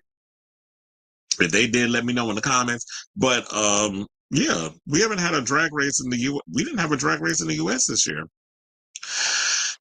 So they said Viv died just shortly before DragCon UK, and it was devastating. And in that moment, it was like, how can we go on with DragCon? It was Barbato who had the idea to make sure that Viv had a booth at the fan convention equipped with a book where supporters wrote handwritten tributes to the late queen. We called it Dear Viv, and the outpouring, what people wrote on the wall in the book, was just so moving and powerful. It was like, we've got to document this. Now, Dear Viv will feature interviews with the Viv's family and friends and a lineup of drag race alum, to be specific, including Cheryl Hole. I'm glad y'all kept her Cheryl Hole name, because I prefer that over Cheryl, because she got to go mainstream in order to get gigs. But Cheryl Hole, Bag of Chips, Blue Hydrangea, Danny Beard, Monet Exchange, Raja, Trinity the Tuck, Tia Coffee, Crystal, and Michael Maruli. Now, for Bailey, it was important to include firsthand recounts from their former competitors turned friends, because the relationship that form on the show are real and continue in real life. Saying the queens who are with Viv on Drag Race, you are in a fishbowl together for a protected period of time. Yes, it's a competition, but the camaraderie and the bonding that happens in the workroom is really extraordinary. It just seemed like, who better than to talk about the Viv than other queens from Drag Race? It's a real community, a very strong community. Now, the doc will, of course, also highlight archival clips from the drag queens' time on their 2 varying seasons, plus the slew of other projects Viv took part in with WOW. Bailey further acknowledges that the star-turning appearance is the first queen from a foreign franchise to take part in an American franchise, solidifies that they were an international star. The Emmy-winning producer also confirmed that the Viv's cause of death will be tackled in the documentary. The artist's family, primarily his sister Chanel Williams, has been an outspoken advocate against ketamine since their death. Say, quote, I think it's really important not to shy away from that, not only because there wasn't anyone more full of life than the Viv, but I think it's important for people to know that the dangers of drugs. There's no judgment here at all, but I think there's no harm in telling the truth. And I also believe Viv would really want that. Viv would not want us to hide anything. So, when the doc hits WOW Presents Plus later this month, RuPaul's Drag Race EP merely hopes that anyone who watches the film feels inspired. So when I look at the Viv, I just think of this sort of bright light, and I just get this warm feeling. And I think that's what I would love anyone who watches this film to feel touched by, and to feel that as they go about their life, whatever they're doing, drag queen or not, that they have a little bit of a lift or a tiger in the tank, because that was Viv. And as sad as it is that the Viv was taken from us so young, oh my God, how much she gave people is just unbelievable. And then Bailey concludes saying, personally, I hope that wherever she is, the Viv gets to see this film in some way, shape, or form. And I hope that she would love it as much as we love her, as much as we do love her. So kudos and shout out to WOW for coming on board and really putting something like this together and paying tribute to the Vivienne. I actually like the Vivienne. You know, I love, out of all the international shows, I told y'all, I love Drag Race France, which is currently going. The All-Stars one, actually, their first one. I love España, and I love the UK. All the other ones are like, it's all right. But Canada's an acquired taste. But for the most part, I love the UK, because that seemed like to be the one that RuPaul is the most alive and engaged, even more so than the US version. So That's why I like them. I think he more or less likes the British humor versus the American humor. Like the Brits are in a class by itself, and I love the Vivienne and seeing how far she's grown as a talent. And it's unfortunate, yes, she is gone. She's no longer with us. I'm definitely looking forward to seeing this documentary when it comes out at the end of the month. So, with that being said, I definitely want to hear from you guys. What do you think of this story regarding the Vivienne? Are you looking forward to seeing this documentary when it premieres later this month on August 28th on Wow Presents Plus or BBC Three and iPlayer when it comes out later this month? So whatever your thoughts are, let me know in the comments down below.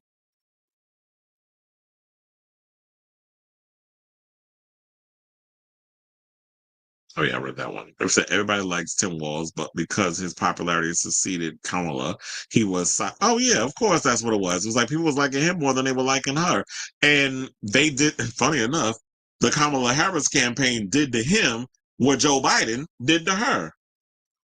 So repeating things, and the Democrats, it's all about ego. They ain't no different than the Republicans in that way. It's like they don't like when other people are getting the message out there versus nobody wanting to hear it from them. Just like what you would think that if people are trying to move the party forward, like a David Hogg or AOC, regardless of how you feel about her, she has more power. She's done more more good than harm. There's been a little things that she's done politically that have rubbed me the wrong way. Most recently, voting against that whole thing with the money and everything going to Gaza. I mean, that whole thing with Marjorie. Don't even get me started on Marjorie Taylor Greene. But the reason that she voted no on pissed me off.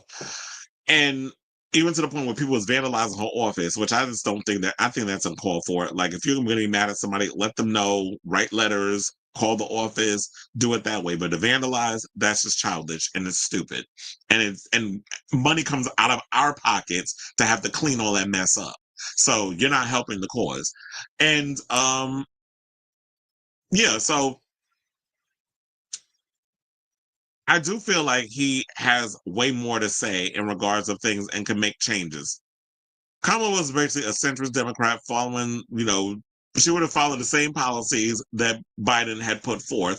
And to me, it's like, if you're coming in as the new president, you have to find a way to differentiate yourself from what already is, because people have already, the Republicans did a great job of making Biden look like, there was some things that in the party that people weren't that excited about anyway, the genocide of Gaza with the early stages of that and all that stuff.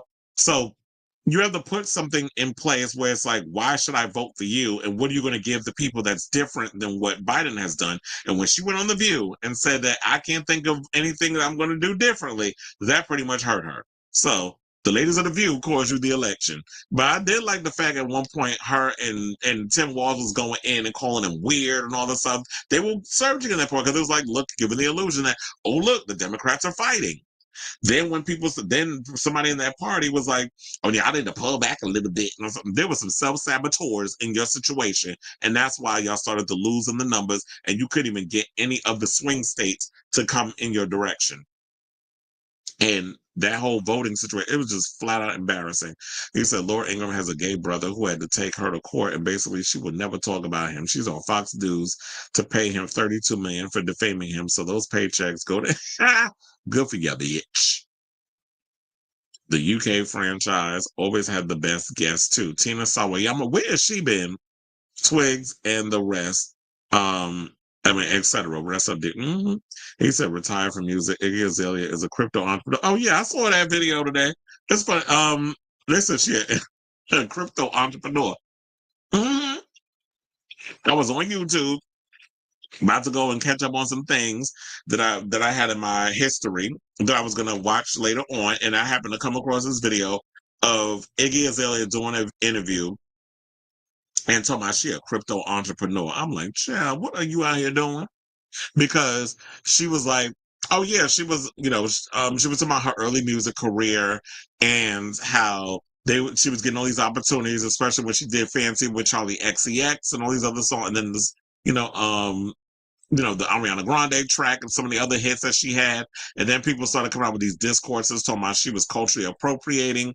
And then she came out with that stupid ass clapback talking about, well, everybody does accents. Is it hurting anybody? I'm like, sis, not you as an Australian adopting a black accent. It's just you playing into stereotypes to sell records. And of course, with you being a white woman, the industry is going to pump a lot of money into you versus a talent who is Black. And she couldn't see all that at the time. So I feel like, since if you came in rapping, you could have did your Australian accent. That would have been cute. But you coming in sound like a whole different person. But then some would ask, is that the same as like when Foxy Brown would do her little, her masculine accent, and then all of a sudden she comes in and sound like some white girl from like the suburbs? Like, that's always found funny. Like her speaking voice always sounded different than the way she rapped. But I don't think I don't know if that's the same thing as what Iggy did. But look, she found a new grift. She found a new way to make money. She said she used that OnlyFans money that she was making over there to pump into her new endeavors and things. Damn, I forgot to bring up that story about Lil Tay, who was out here doing OnlyFans. And as soon as she turned 18, maybe I'll say that story for tomorrow, because that's just going to show how many nasty behind perverts is running around in this damn country. But anyway, so I guess, look, we at the end of the show, y'all. I want to thank you all for tuning in to the latest episode of Chris Avalon Unfiltered. Before you get out of here, one last time, if you have not already, please hit that like button. If you're new to the channel, hit that subscribe button, and also be sure to smash the notification bell so that way you know when we go live with a brand new episode of Chris Avalon Unfiltered.